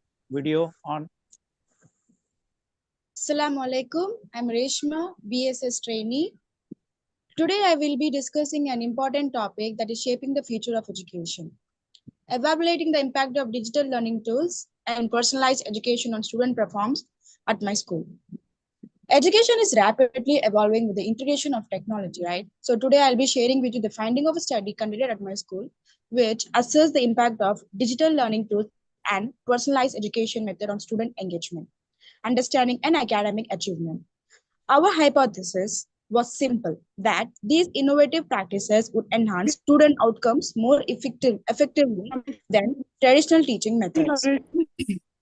The primary objective of this study was to determine whether digital tools and personalized education could improve student engagement and academic performance. We aim to explore whether these innovations could address individual learning needs more effectively than the traditional methods still prevalent in many classrooms today. To thoroughly assess this, we conducted the study on small but carefully selected sample of students from grade 4 and 5. These students are at a critical stage in their academic journey, transitioning from foundational learning to more complex concepts. We divided the students into two groups. Group A, the control group, continued with the traditional teaching method. In contrast, Group B, the experimental group, was exposed to digital learning tools and personalized education methods. The selection of students was random, ensuring no basis in terms of their ability level or background. For Group B, the intervention was designed to either replace or complement traditional teaching with carefully chosen technology-based solution. These solutions aim to provide a balanced mix of personalized learning and interactive content. We implemented tools like Dreambox and iExcel, which adjust the difficulty of content based on each student's performance. For instance, if a student struggles with a particular math concept, the platform provided additional exercise on that topic at a gradually increasing difficulty level. Students were introduced to apps such as Khan Academic and Duolingo for interactive lessons in math and science and PHET, interactive stimulation for performing virtual experiments. These tools allow students to visualize complex concepts, making them easier to understand. So gamified learning platforms are like Kahoot and Classcraft were integrated into lessons to make learning competitive and fun. These platforms encourage deeper engagement with the content through quizzes and games. The study spanned one academic term, approximately 3 months. This duration was chosen to allow sufficient time for the intervention to take effect. We measured the impact of these interventions using various data collection methods, including pre-study and post-study test scores, student survey, and teacher observation. Academic performance. The results were telling. Group B, which used digital tools, showed a significant improvement in both maths and science scores compared to Group A. In math, Group B's average score improvement was 10% compared to only 4% in Group A. Similarly, in science Group B saw an 8% improvement, while Group A improved by just 3%. Surveys revealed that students in Group B were more engaged and motivated than those in Group A. A striking 90% of Group B students reported increased interest in their subject compared to 70% in Group A. Moreover, Group B students were more likely to engage in additional learning activities outside of class, indicating that the digital tools fostered a genuine interest in learning. Teachers also observed several positive changes in Group B. About 80% of Group B students actively participated in discussion and group activities, compared to 60% in Group A. Teachers noted enhanced critical thinking and problem-solving skills among Group B students, like due to the adaptive learning platform and online simulation. The results of this study strongly indicate that digital learning tools and personal education methods can significantly enhance student performance and engagement. The improvements observed in Group B suggest that these tools can effectively address individual learning needs in ways that traditional methods often cannot. The personalized feedback and tailored lessons create a more inclusive and supportive learning environment, leading to higher level of classroom participation and development of critical thinking skills. So I could conclude that our findings support the hypothesis that digital learning tools and personalized education methods can significantly improve student outcome. The improvement in test scores, engagement, and classroom participation observed in Group B clearly demonstrate the effectiveness of these innovative practices. However, it is important to note that this study had limitations, including its small sample size and short duration. Further research with larger groups and over longer period will be necessary to fully understand the long-term benefit of these educational innovation. As we continue to explore and implement digital learning tools and personal education methods, I believe that we can create more adaptive and engaging learning experience that cater to individual needs of our students, ultimately enhancing their academic performance and overall education experience. Thank you.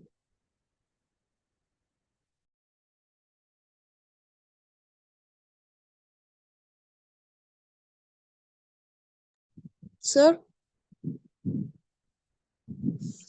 Thank you. Thank you, Rashma. Judges, over to you. No, it's Nishat Mariam. Nishat Mariam. No, Nishat Mariam. Anyone left? Furthermore, anyone more there? Want to present?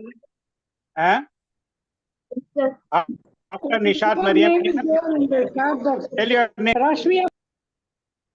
Good morning, sir. Yes, name, tell your name. That's fine, Nishat Mariam, sir. Nishat Mariam. After Nishat Mariam, anyone available? I'm asking. Assalamu alaikum, sir. Runa, sir. R-U-N-A. What? R-U-N-A, Runa, sir. Can you hear me? Yes, Runa. Next, anyone more? Runa is there. Then Ramiza Begum. Ramiza Begum. Yes, yes, sir.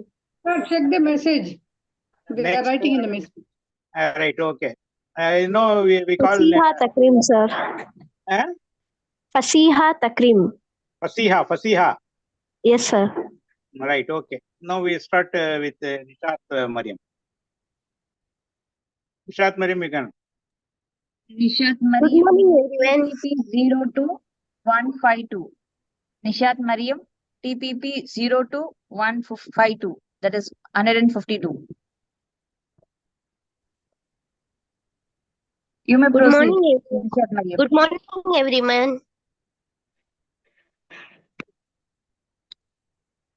Hello. Yes, you can proceed, Nishat. Good morning, everyone. Batch Good for morning. Nishat Mariam. Start. Okay, sir.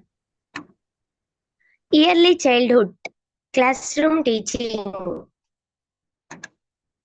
Paper presentations, Nishat Mariam ji, Aisha Nursery and Primary School.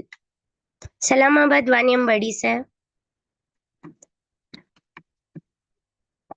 Right, very good. Proceed. Welcome to every childhood educational.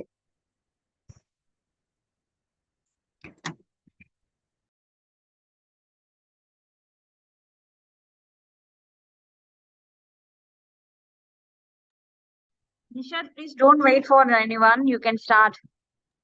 Okay, ma'am. Early childhood educational classroom teaching struggle is introductions. Every childhood educational is a foundation stage of learning that underlining the growth of younger children's. During the period from birth to 8 years, children's repeated growth in their emotional, social and physical considerations, emotional, social and physical development. The teaching struggles are using in early childhood. Educational has an influence on the struggles, learning and development of childhood. This SCA educational classrooms teaching struggles that work of the needed for conditional of needed your learners. Playway methods. Playway methods is another important method for development creative among the student. It is thinking, reasoning, imaging, and problem solving. Play-based learning. Play-based learning is educational learning third play. Innovations and struggle children's activities, physical and emotional development. Types of unstruggle play, child-led play, child interest play, guide play. Play-based learning. Play-based learning is of the most activities and recording of struggles. The early childhood educational, the opportunity uses medium for teaching. Learning allow children to explore, discover and learning the vehicles place. It is based on the view of play. Is a natural virtual part of children's development. Development skills like problem solving and activities thinking and social skills. Play-based learning actually thinking, emotional development, educational play-based learning is creating a rich and struggle emotional with materials and impress, explore and emotional. Different introductions. Different introductions is the teaching struggle. The innovation, tailoring, introductions, mitten, drive, and individual learning. And early childhood class, children's come and virtual levels of abilities. Learning types, learning styles, different introductions, opportunity.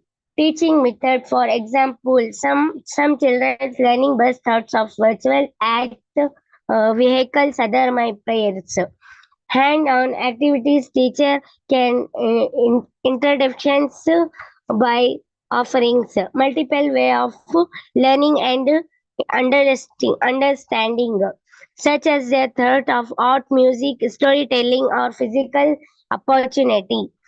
Not only accommodate individual learning, state state types of styles, but also help and insurance that all childhood have equal opportunity to success.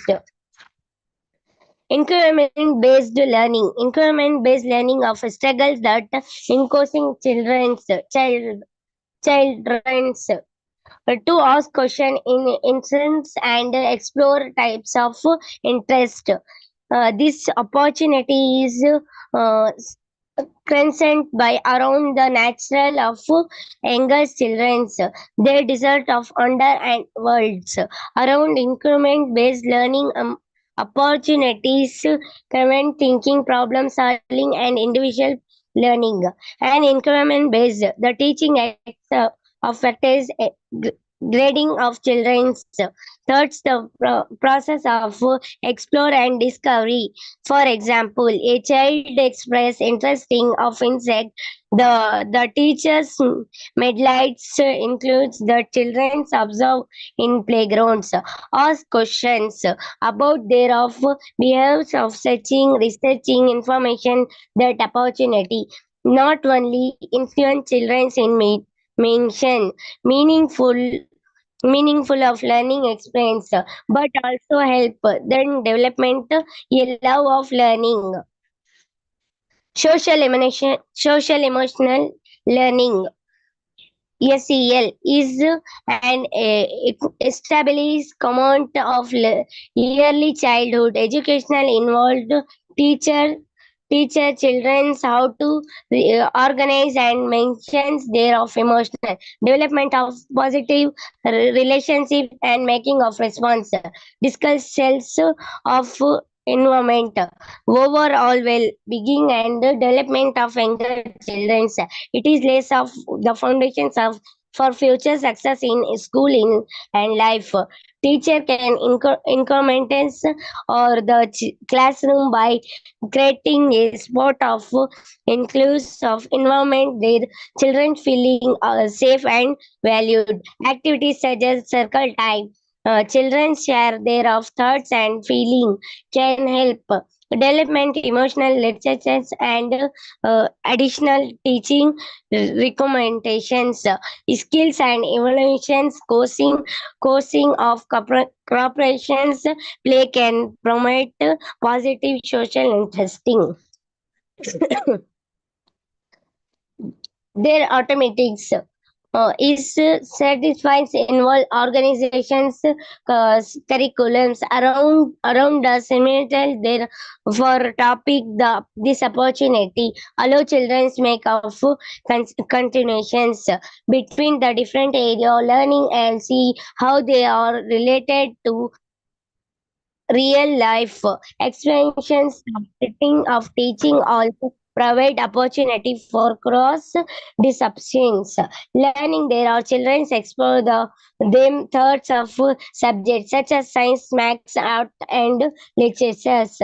For there are communicators help and modules involves such activities such as reading books and about of firefighters and doctoral conditions subject related of professional of object and art project and discard community helpers and role of playing different jobs.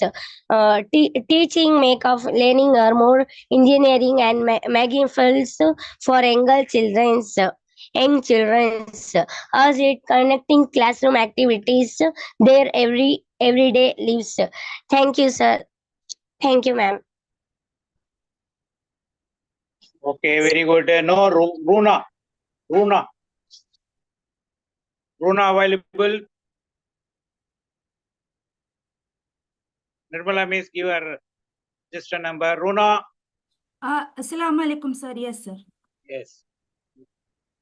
Register number of Runa. I need screen sharing, sir. Yes.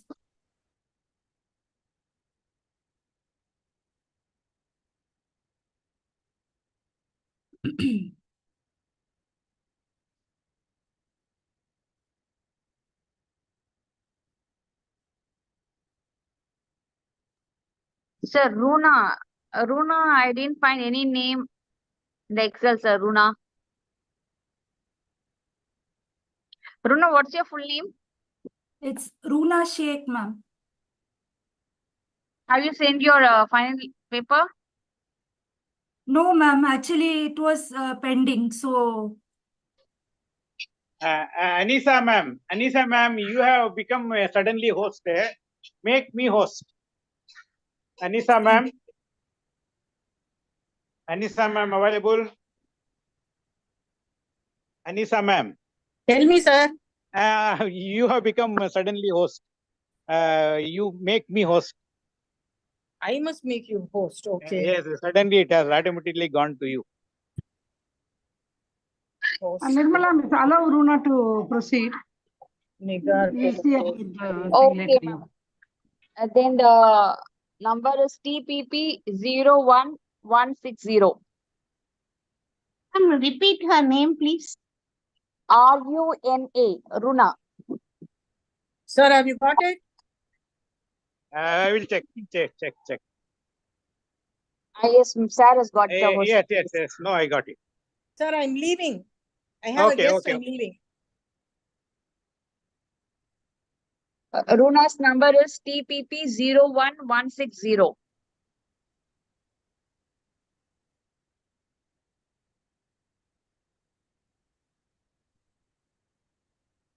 Repeat once again. TPP 01160. Runa, you are requested to forward the email as soon as possible. sure, ma'am. Sure, ma'am. Okay, no, Ma'am, you can proceed. Yes, ma'am.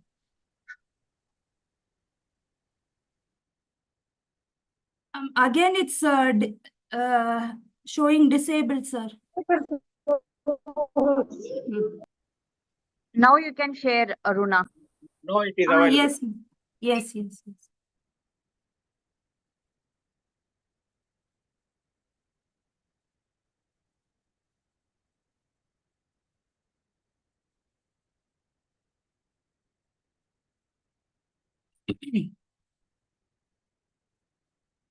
Assalamu alaikum. Am I audible to all? Yes, you are. My name is Runa Mumtaz Sheikh. My topic for today is Moodle Learning Platform. Moodle is used in schools and many other centers, education institutions, etc. for effectively getting personalized database from the teachers to the students and parents. It is used as a digital tool, especially where the strength is more, where the teachers and students find it difficult to follow the instructions, especially in primary school, where the children's age is very less. So the parents are given an ID, and it is used effectively from the school, and the school serves as the partner for the Moodle. So what is Moodle?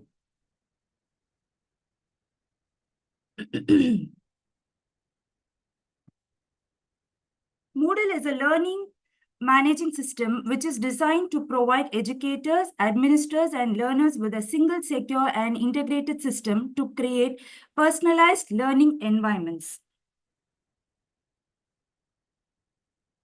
How to obtain Moodle? There are 3 ways. First is we can download. The students nowadays, we have at least mobile phones and internet connectivity, even in the remotest parts of the world. So it can be used globally. So it can be downloaded. Second is purchase at a low cost. And the third is connect through partners. For example, the school or institution will obtain the app for you, and then the students or the parents can use the app effectively. Next is it has many special features. First is it is built for learning globally, proven and trusted worldwide. The first thing that comes to the mind is security, because the student security is it's of the utmost importance. Here, because it is trusted and the system and the policies that they follow, they do not reveal any information. Each student is given a particular ID and a password. Only the server within the school or the education institution will have the access to it. Even in case of forgetting the password or anything, the school will only provide through the registered email. To teach and learn in the way we prefer, no licensing fees, Moodle in your own language. Some of the other features are access content anytime. That is the very, very important feature, because the parents can, so any information is required about the school or any instruction or any circular is given, it is very difficult for the parent to keep the hard copy. So in case of Moodle, everything is uploaded. All the files are uploaded from the school to the parents. So they can access it anytime, anywhere they want, even on the go, even if they are not at home.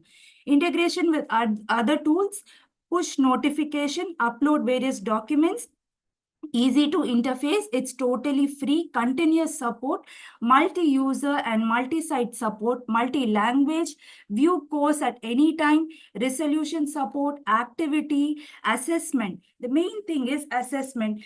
Here, there are many documents that can be uploaded, which shows the overall performance of the classroom of the students, and also the individual students' performance is also shown. So the parents can keep a track record of it. Next is, I will show you a live demo how it is used. Many students have benefited, many parents have benefited in this. This is how it looks. Here there is the student ID. Here is the password.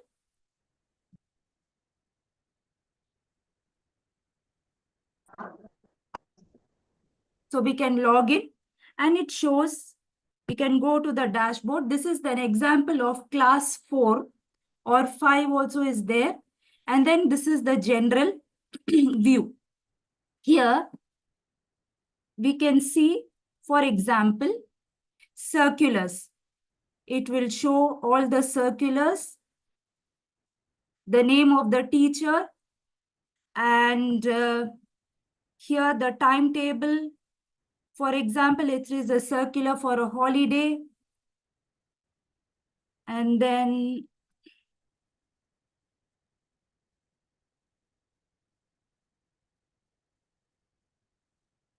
here, many activities can be uploaded. And then the access can be given. Now, such devices are very useful in giving the instructions to the parents, especially in the primary school. And also there can be, this is like foolproof. The documents cannot be tampered by the parent or any other person. It is very, very transparent. And also it is very effective in giving the instructions to the parents, so that the overall teaching and learning is enhanced. There is no room for error from the parent side, that the mistakes that they say that we did not receive the information before. We did not know that, for example, if there is a project going on and the students have to bring some materials, the materials can be uploaded in this platform, and then the student beforehand, it will be uploaded. The parents are notified. The parents will prepare the materials, whatever it's required for the children. Then the children take it to the school. They do it. So in that way, the learning is made fun, enabling all the students' participation, and After for example, the project is over, the teacher will again send the report of what is done, and it is not only for one subject, for whatever subject, English, math, science, social studies, all the STEM activities are also being done through this. So in conclusion, I would say that in conclusion, I would say that for the 21st century learners, digital tools like Moodle is proving to be very effective and make learning a pleasant experience. Thank you. Thank you very much. Thank you. Now we call Ramiza Begum. Ramiza Begum. One.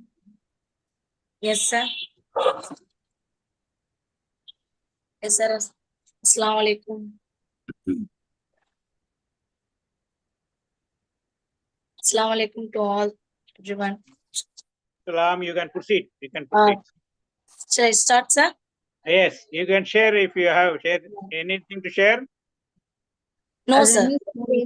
Then proceed. Proceed. What is the number? Ramiza. Registration ID is TPP. It is TPP 01151, sir. 151. TPP 01151. Right. Okay. Okay, Ramiza, proceed. Okay, sir. Assalamu alaikum. Today I will paper presented by Ramiza Begum from IMAX Nursery Primary School. Today my topic is innovation in education to enhance academic achievement. Sir, are you audible, sir? Excuse me. Yes. Oh, okay, sir. Proceed. Nowadays, innovation in education for ensuring the students receive the best possible learning experience. In early days, we are learning. Students did not know anything about at all. They are going to the school that are only writing the skills. They are doing the learning skills that only not much at all. Nowadays, students we are learning more things. It know more activities to handle anything nowadays to handle. Then this innovations exposed wide range of advancements. It includes technological tools, teaching methods, then curriculum design and educational policies nowadays. You have to learn. Then introduce the new products, procedures and strategies that result positive process for school in the classrooms. Its concept of the teaching encourage explorations, risk taking and inquiring. Now the ability to invite, image and create new things. For it, cultivate analytical thinking, skills for problem solving, to learn new things to thought of life. Then nowadays, children do have to learn more things, embrace a mindset change, then develop self-reflections, build flexible learning environments, create a productive classroom environment, teach a problem finding approach. It's make a creativity, adaptability and resilience for the nowadays children to handle. More things about they have shown audio and video tools, brainstorm, then classes outside for the classroom. They have to learn a role play, whatever things in there in the lesson, we have to learn the concept. Such of things we have to learn children nowadays. Then students can encourage to work harder when some efforts and recognize to rewarded.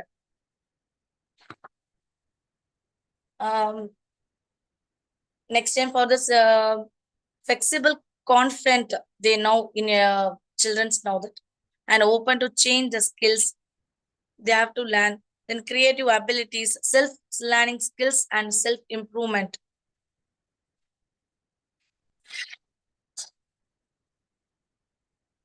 Then after children's, we know that many things of idea with process development, whatever things in we have to do in the lessons, learning, whatever creativity, many things have to will do in the innovations education. Then growth and the mind and visions and inspirations,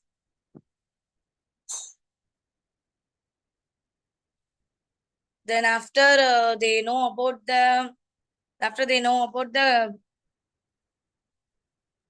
innovative classroom, great ideas and innovated in the education. Then what are the importance of the innovations? Leadership sessions and effective risk management, feedback and the adaptations, resource and impact sessions, culture of innovation, creativity and ideas. Then after innovation, the classroom learning includes variety of instruction strategies aimed at the increasing student engagement, developing creativity and encouraging. Then after innovating methods of teaching in nowadays, interactive lessons using virtual reality technologies using early in the educations, then blended learning. That's all. Then innovative teaching strategies, the needs of engagement of students, fostering activity and participation in the learning process. Then active learning, then flexibility of adaptability, technology integrations, collaborative learning. That's all. Then after nowadays students, we know about more things. For example, whatever the in this generations, which is the good habits, which is the bad habits, they know in the generations. It's very useful too for everyone in every children's in there. Then to improve the students' learning outcomes, increase engagement and teaching methods, teaching models to nature of the education, design method for building time. Then it requires the education in student love for the knowledge. In a nowadays, love for the knowledge. Then students' commitment, interest for the subject, faith in himself and energy.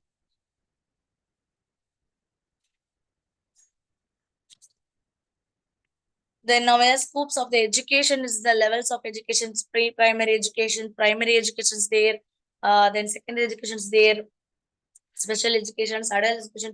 More than education they have to handle in a nowadays, students will learn in more things about it all. That's also. On Ashpriya Banu, one candidate, she is giving her name in the chat. We have not seen her. Yes, ma'am, I'm here. Hello.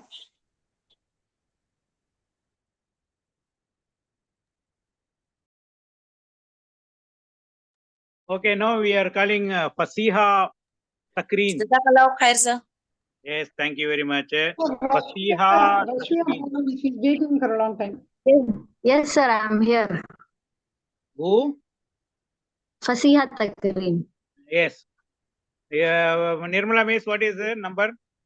TTP.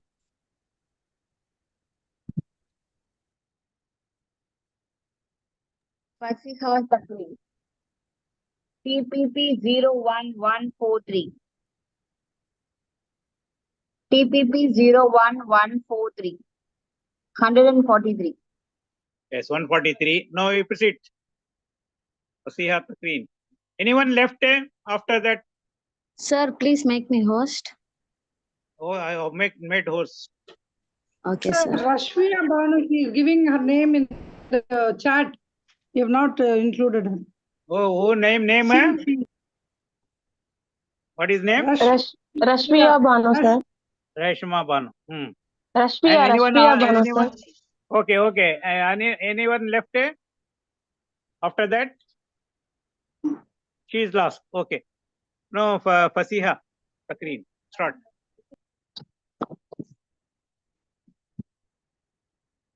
Assalamu alaikum, sir. My topic is about reimagining teacher education. First, we'll see about limitation of traditional teacher preparation, standardized curricula. Traditional teacher preparation often emphasizes standardized curriculum, which can stifle creativity and individuality. standardized education, like we have one syllabus. We frame, there is one framed syllabus, and following only that syllabus comes under standardized curriculum. So it is one of the limitations of teacher's preparation. She comes with only the content what is given in the book. So this is one limitation. The second one is rote learning. Like a teacher tells A for apple, everyone follows the same. A is for apple. They don't think beyond that. So rote learning is also a limitation. When we compare the generations, when we take the 20th century children, the question when we pose, what is A for? The answer mostly we get is apple. We don't have the answers like we have ant, we have avocado, we have many things, we have aeroplane. But the answer that comes straight is apple. So this is called rote learning. Rote learning has many demerits, and it never makes the child think beyond what is there. Now next.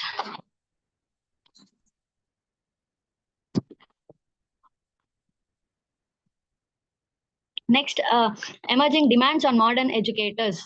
Now, as an educator, we should not only think just beyond this, we should not only think only on the syllabus.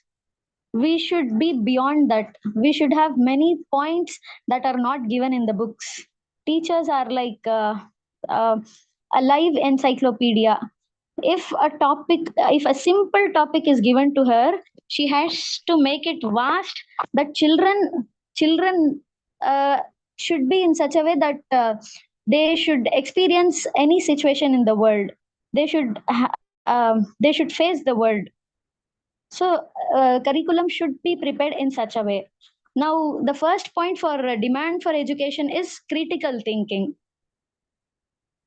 If a question is asked to a child, why are you learning? The answer that we get is, my parents want me to learn, or I want to become a doctor or an engineer. But the real purpose of learning is to develop critical thinking. Every situation he should be able to handle. Like, let me give you a small example. There was a child, and he was asked to take one coin from the two given coins. One coin was 5 rupees and the other coin was 2 rupees. Can you guess what would the child have taken? He took, of course, if we when we think on our point of view, we would have taken 5 rupees because it is larger amount. But the child takes 2 rupees. The man got confused. Again, he shows the child takes the same 2 rupees. She shows n number of times, but the child takes the same 2 rupees. Now, when the question was asked, why are you taking 2 rupees when 5 rupees was there? The answer given by the child is really motivating.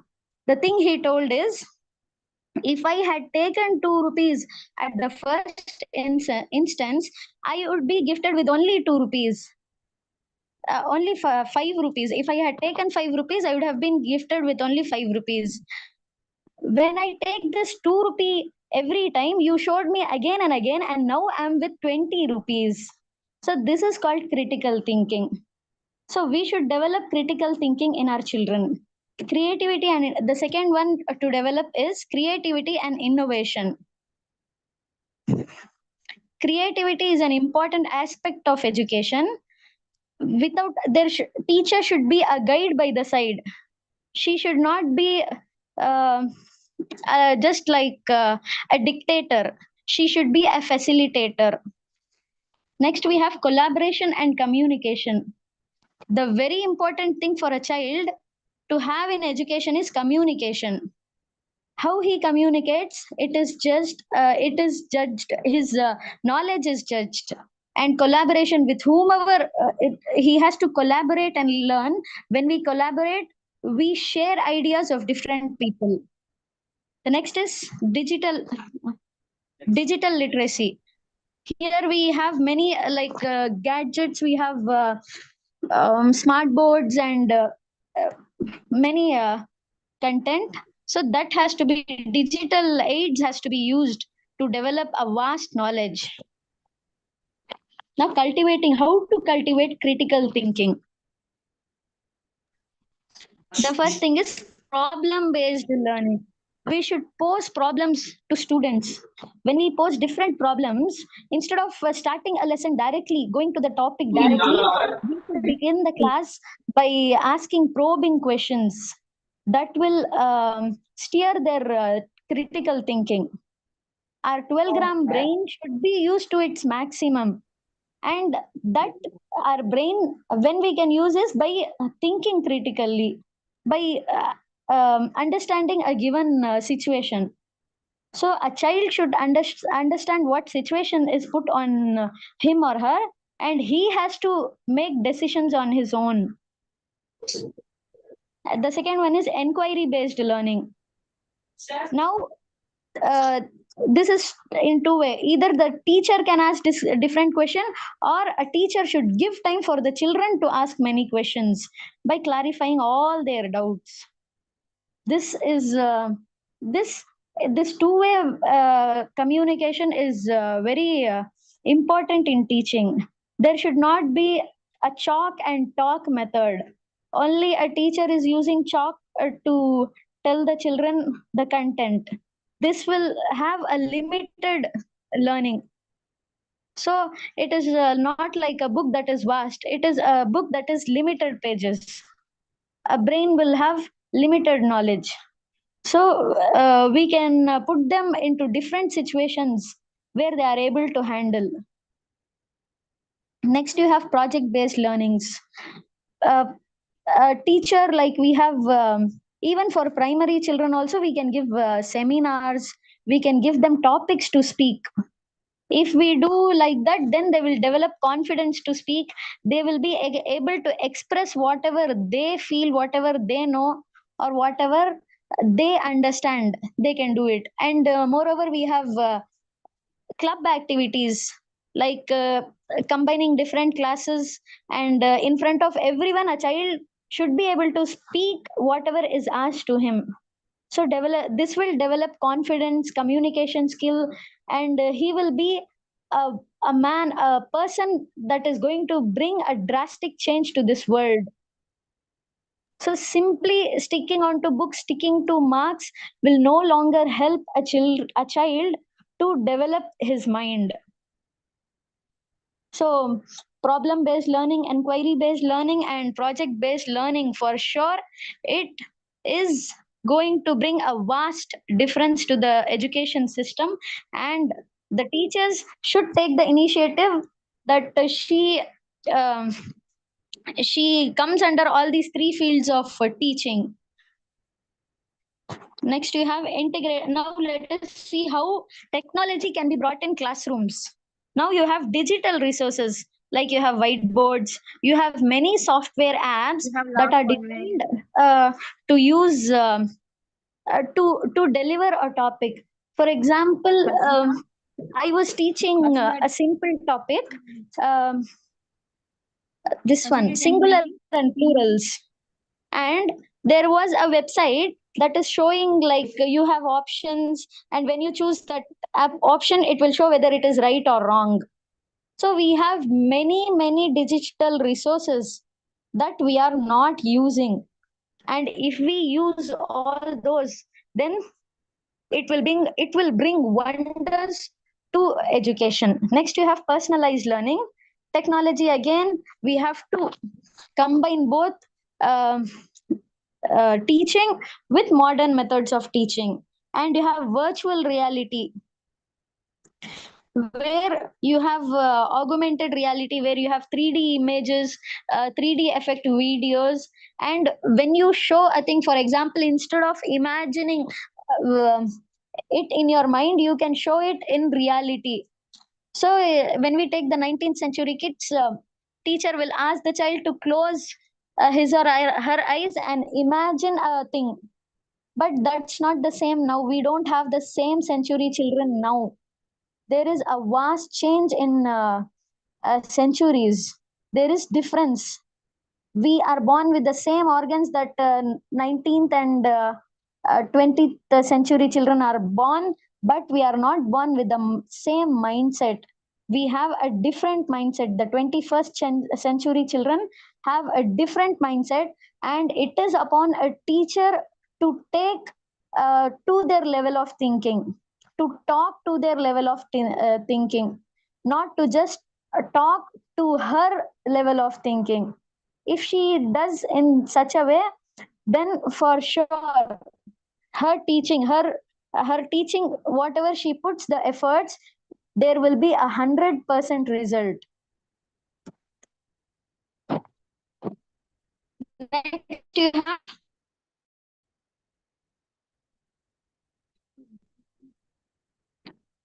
Next you have collaborative learning.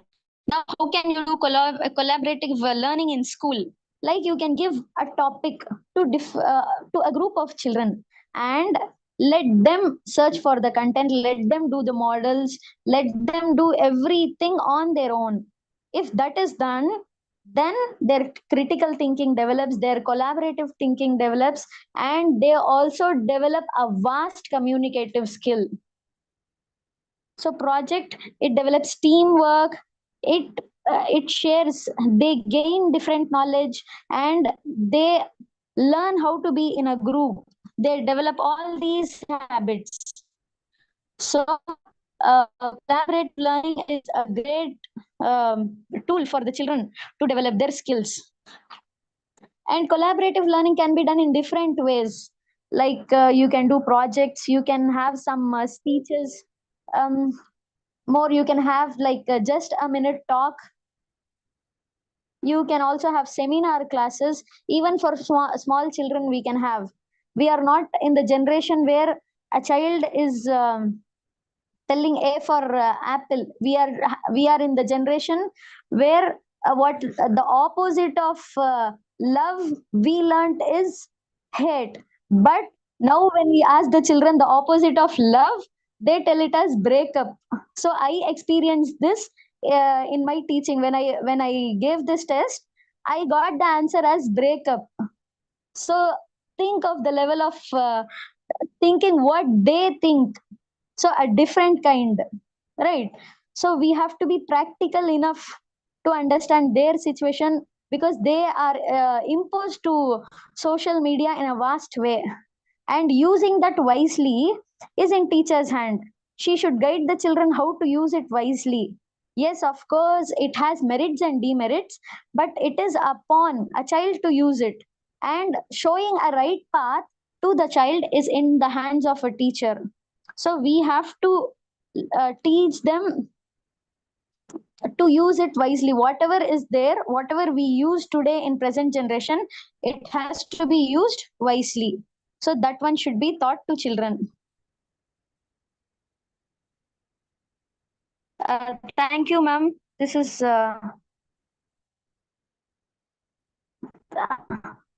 thank you for the opportunity.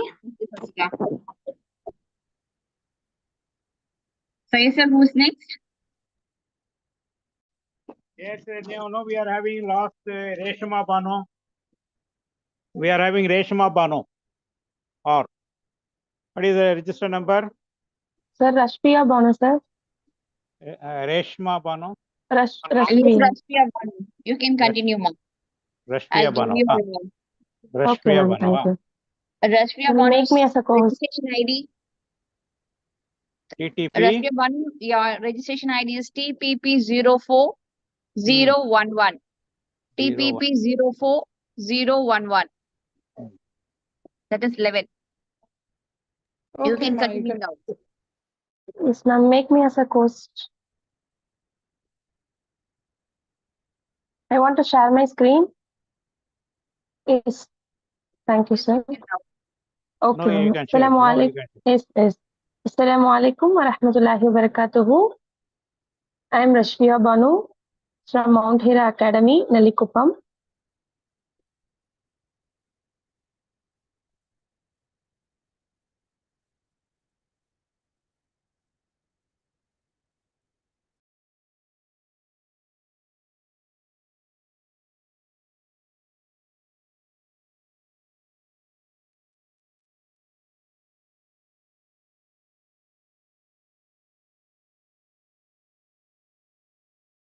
Yes, you are there. Sir, is my screen is visible? Yes, not yet. You are not shared. Speak.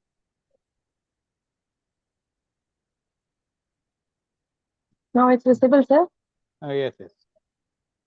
Yes, you can proceed. Yes. Assalamu alaikum wa rahmatullahi wa barakatuhu.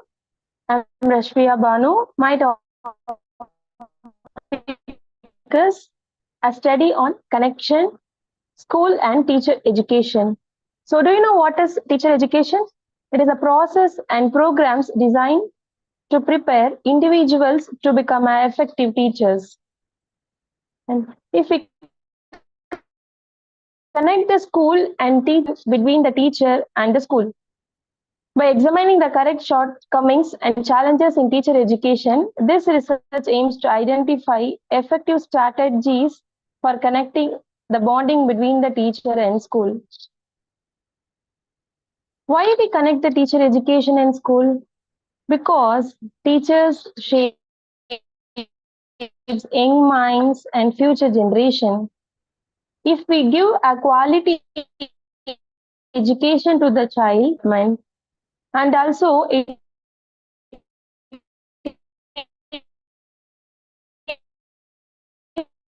improves student teacher education in school. What are the benefits we got? Teacher education and applicable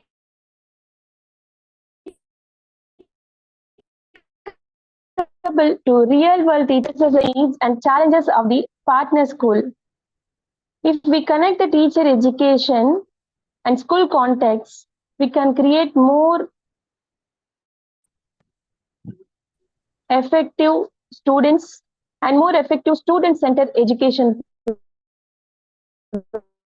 programs.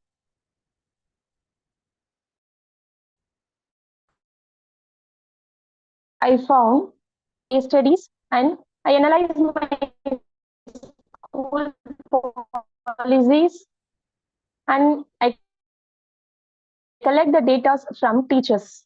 So as a teacher education and school connection is very important for the teacher, for the students' skill development.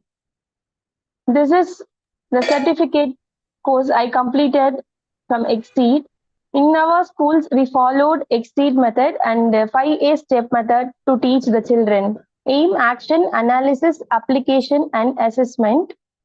So in weekly, we attend this meeting in online, and in our schools, all the teachers attend and the different topics like method trainings for new teachers and how we tackle the students, how we manage the hyperactive students.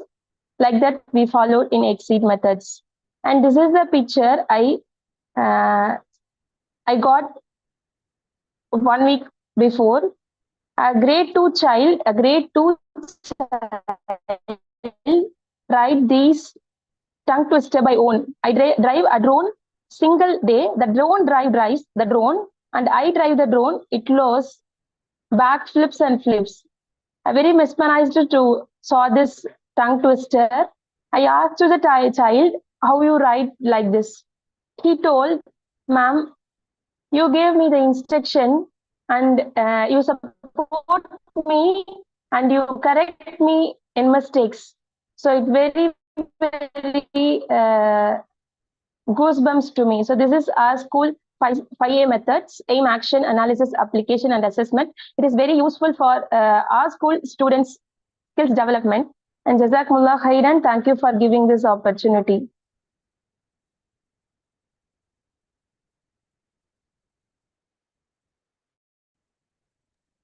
Okay, anyone left? Yes, sir. Siddiqa Fatima. Siddiqa Fatima, you come forward. Quick. Yeah.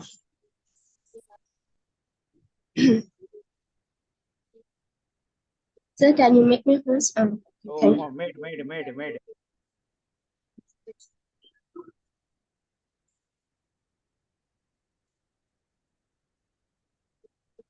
it. No, you can share and quick. Siddiqa Fatima, what is the name, number?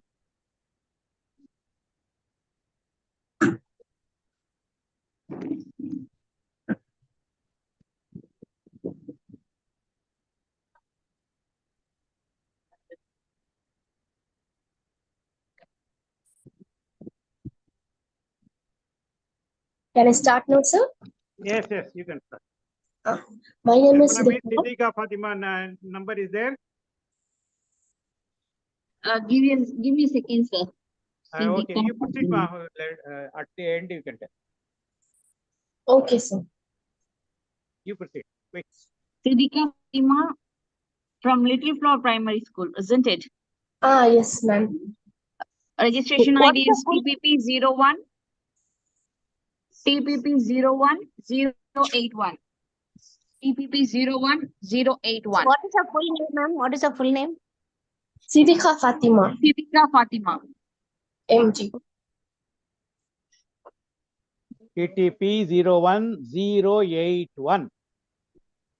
081, last one. Okay, you proceed, ma. Quick. Assalamu alaikum. My name is Siddiqa Fatima. My topic is about restructuring school education for 21st century.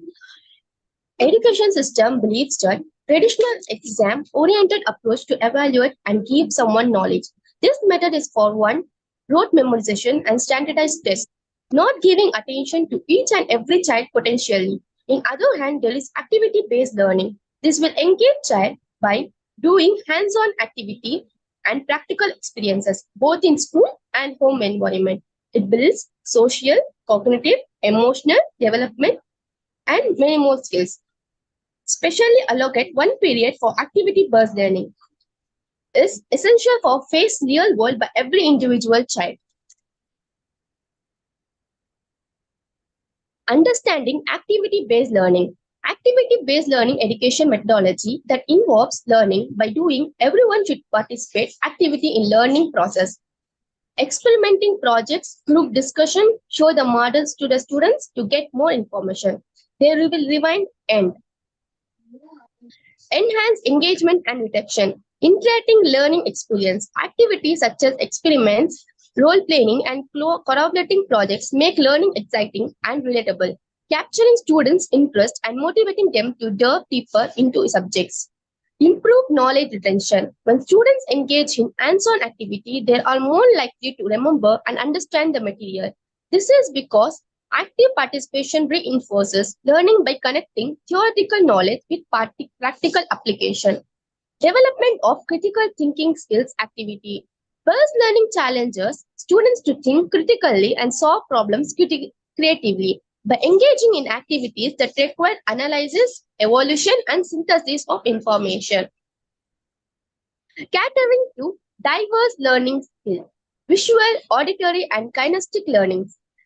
Activity-based learning accommodates various learning preferences by incorporating visual aids, discussion, and physical activities. For instance, a science concept can be taught through a demonstration visual, explained through discussion auditory, and reinforced through an experiment kinesthetic, ensuring all students grasp the concept effectively. Reduction of exam-induced stress.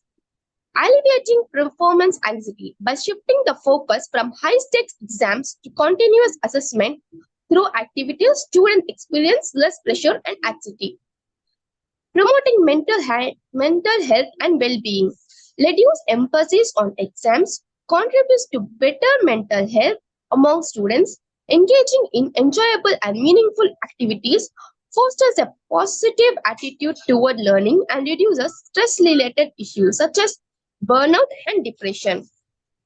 Challenges and solution. Assessment method.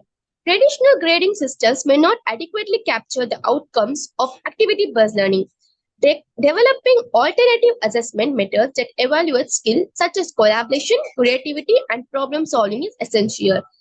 All allocating sufficient time for activities within an already packed curriculum can be challenging. Schools can address this by prioritizing essential content and integrating activities that reinforce multiple learning objectives stimulously.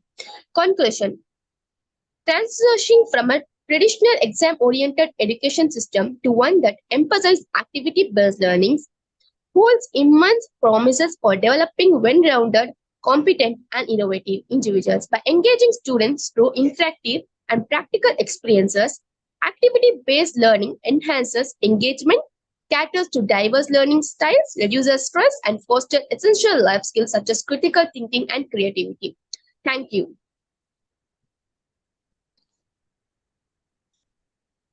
Any more left? Khatija Shaista Banu, Amreen. sir. Sir, Khatija Shaista Banu. Amreen is there? Yes, sir. Sir, Yeah, go Khatija. quickly. Time is running out.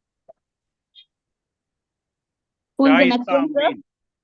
Shaista Amreen. Yes, sir. Yes, sir.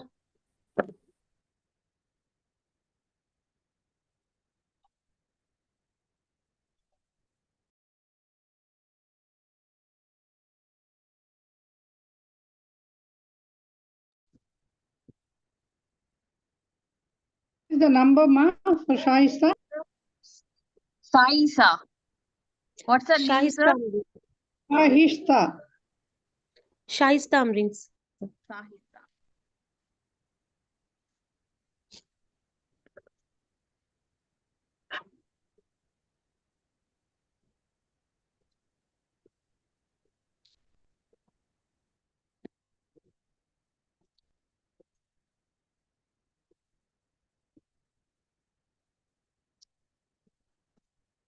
Start. You can start.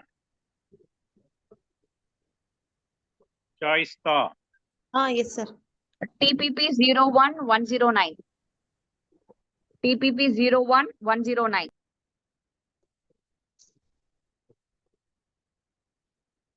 Start, ma. 109, last number. Right, okay, proceed.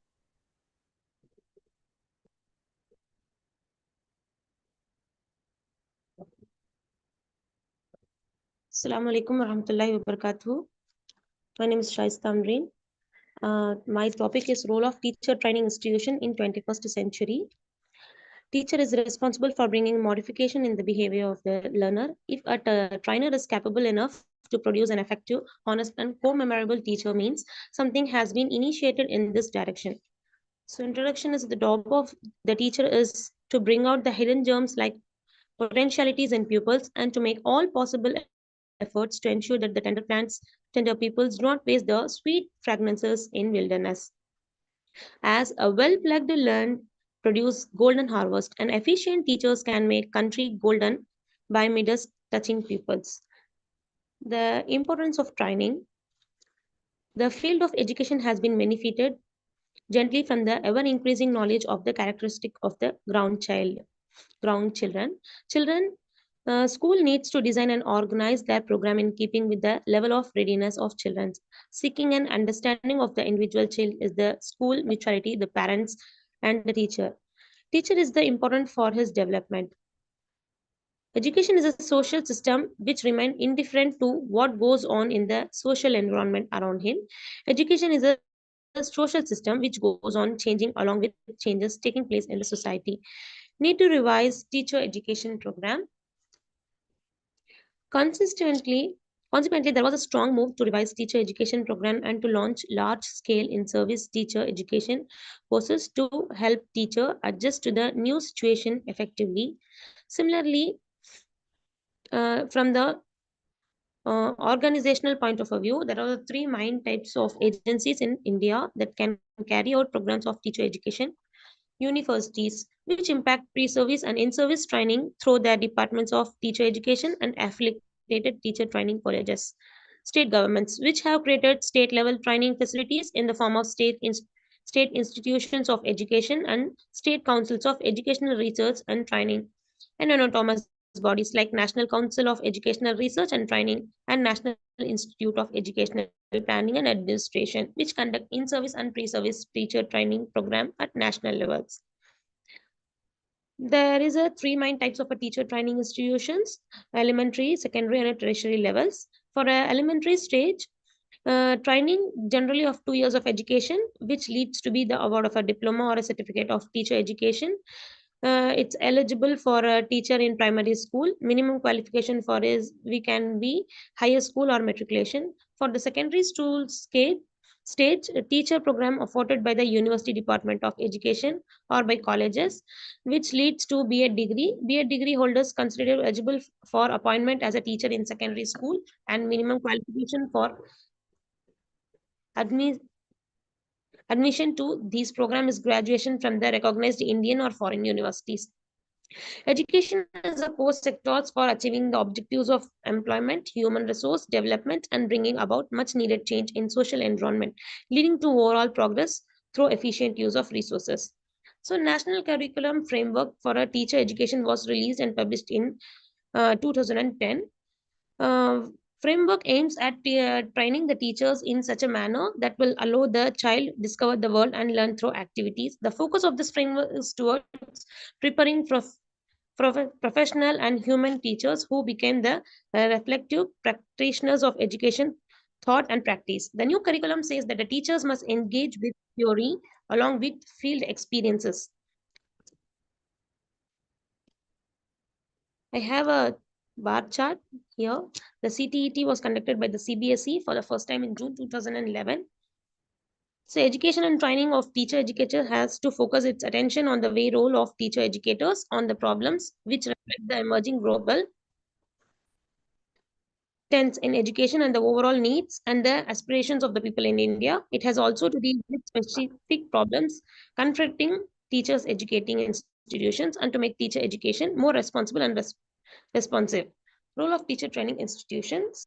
To develop competency and skill need to preparations of teacher educators to enable them to organize competency-based and commitment-oriented professional programs to enable them to appropriate and adopt emerging communication technology and innovative practice in Indian context. I conclude this. In 21st century, role is not of a mere instructor. No matter what grade your students are in, they are likely aware that the world is changing rapidly. Teacher jobs that didn't exist 10 years ago are now standard. So the competitive advantages of companies that will make students successful in the future. Now an alert mind can active potential of learning through physically ways and take out desirable result. So the teacher educators and teacher training institutions have equal responsibility.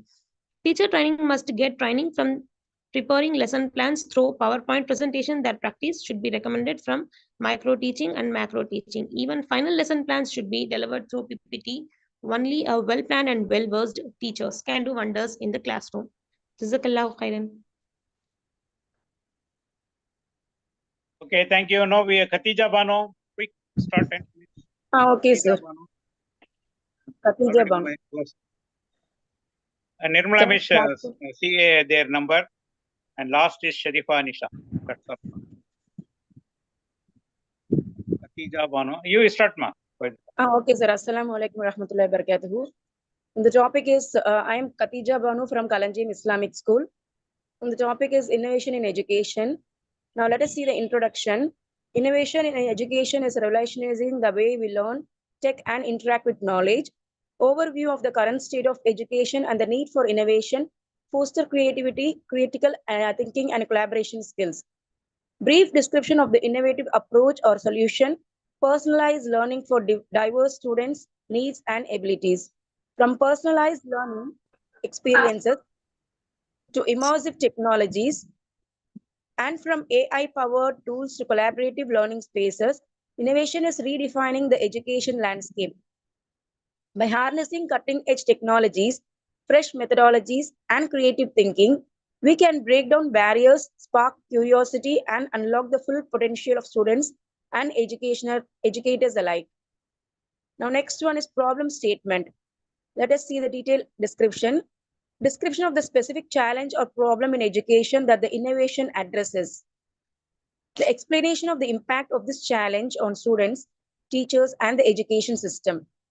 Next, the AI-driven adaptive assessments that adjust to individual students' needs and abilities. Virtual and augmented reality experiences that make complex concepts more interactive and accessible. Collaborative project-based learning tools that foster critical thinking and creativity and communication skills. Data analytics and insights to inform the instruction and optimize the students' outcomes. Accessible and inclusive design to support the diverse learning needs and abilities. The third one, what we are going to see is innovative solutions. Detailed description of the innovative approach or solution, explanation of how it addresses the problem statement and improves the education. Now, utilize AI-powered adaptive learning system to tailor education into individual students' needs, abilities, and learning styles. conducts immersive, interactive, and engaging virtual field trips to enhance student understanding and exploration. Incorporate game design elements and mechanics to increase the student engagement, motivation, and enjoyment. Creates online platforms for students to collaborate, share ideas, and learn from one another. The fourth one is key features and benefits. Overview of the key features and benefits of the innovation solution explains how it enhances teaching, learning, and student outcomes. Tailoring education to individual students' needs, abilities, and interests. Leveraging digital tools, platforms, and resources to enhance teaching and learning. Fostering teamwork, communication, and social skills, allowing students to progress at their own pace based on mastery of skills. It uses analytics and feedback to inform teaching and improve students' outcomes. Encouraging curiosity, exploration, and critical thinking. Increase motivation and interest in learning, better academic achievement, retention, and graduation rates. Now, implementation and impact, the fifth one. Description of how the innovative solution will be implemented and scaled. Explanation of the potential impact on education, including any metrics or data. Establishes a clear vision and leadership commitment to innovation. Identify areas for improvement and opportunities for innovation. Provide professional development for teachers to build capacity and confidence. Launch small-scale pilots to test and refine innovative approaches. Ensure necessary infrastructure, technology, and resources are in place. Ensures inclusive design, accessibility, and targeted support for diverse populations. Foster partnership with educators, industry, and community to support innovation. Prioritize the seek partnerships and leverage technology to optimize resources. Regularly assess and refine innovative practices. Address through clear communication, stakeholder engagement, and teacher support. Now, conclusion. As a conclusion, innovation in education is crucial for preparing students for success in the rapidly changing world. By embracing new technologies, pedagogies, and collaborative approaches, we can create several learning environments. Summary of the innovative solution and its potential to transform education. Final thoughts on the importance of innovation in education and the potential for future growth and development. It is equipped to address the complex global changes and responses to the diverse needs of all learners. Focused on developing essential skills like creativity, critical thinking, and problem solving. It improves learning outcomes and academic achievement, fosters a culture of continuous learning growth. Now, some examples of innovation in education include personalized learning platforms, artificial intelligence-powered adaptive assessments, virtual and augmented reality field trips, gamification of learning experiences, competency-based progression, micro-credentializing, and badges. Now, I conclude my speech. Assalamu alaikum warahmatullahi wabarakatuh. Okay, thank you. It Last, is already 1 o'clock. Do you want to last is continue? Sharifa Nisha. With that we are ending. Rashmiya Banu is there. Yes, ma'am. Sharifa Hello? Nisha. Yes, sir. Ma'am, you You got are my there. number, ma'am. Khatija Banu. Khatija Bano, Nirmala, please tell the number. Khatija Bano. Khatija Banu. Khatija Bano. And next, Sharifa Nisha, be ready. She is the 01145. Yes, Khatija I am Banu. ready. Tell me, ma'am. 23. Sir, can we stop and continue in the evening because it's already 1 o'clock. Yes, Sharifa Nisha is last. Yes, sir. Ma'am, my number. Rashmi Banu, she's been asking you for a long time. You've been ignoring her. Oh, then Khatija Banu's number, it is TPP 01145. Okay, ma'am. Okay, ma'am. Thank you, ma'am. Thank you. Jazakallah. The last one is 140. Sharif Nisha. Yes, sir. TPP 01. 145, yeah, Khatija Bano. Yes, sir. The last Then one, let Sharif Nisha. Khatija Banu be last. Another 2-3 remaining. Evening we will continue first with them. This is Khatija Bano is last. Remaining 2-3, give your name. You will be the first in the evening. Sharifa Timing, Nisha. sir? 7 o'clock. 7 o'clock. Sharifa Nisha, another one. Who is waiting here? Rashmiya Banu. Ashwiya Bano. Then that's all. These two will be taken first in the evening, 7 o'clock. No, Khatija Bano start and end. Quick. Khatija Banu completed, sir. She finished, sir. Finish, ma'am. Finish, ma'am. Khatija Banu completed. Sharifa Nisha. Her number is TPP 01084. TPP 01084. Sharifa Nisha, she is last. Yes, sir. Yes, you can continue. Sharifa Nisha. Okay, sir. Assalamu alaikum warahmatullahi wabarakatuh. Title of the paper, Anatomy and Accountability. Shall I start, sir? Proceed, quick. Yes, so introduce yourself. You are from which school? The Little Flower Necessary in Primary School. I'm a training teacher for Triplicane, from Triplicane. Okay, Right. Number, ma? Nirmala Rani, her number? Her number is TPP 01084. TPP 01084. Thank you, ma. Okay, proceed. Okay, ma'am. Anatomy and accountability. The word autonomy is a way similar to the word freedom, although the freedom is a very broad meaning. Autonomy is generally related to administrative feat. Self-governance is a prime focus. Meaning of autonomy, autonomous, self-organizing. Teaching autonomy is teachers are responsible for making decisions related to his and her teaching. The concept of teacher autonomy refers to the professional independence of teacher in school, especially to the degree to which they can make autonomous decisions about what they teach in student and how do they teach it. It is mostly frequently discussed in terms of what teacher teaching to students and how do they teach it. The issues may also manifest in the other ways. Teachers' autonomy is defined by the capacity to control of one's other teachers, teaching, freedom of student, learn and teach. There should be little interference in the work of teacher by higher authorities so that teacher may perform his duty without any fear. Features of teacher autonomy. It promotes self-directed teaching. It develops appropriate skill, knowledge, understanding, attitude, communication skill, professional development, etc. It is also reduce the fear and pressure in the teaching profession. Choose their over professional development opportunities and earn ability to design it professional the experience.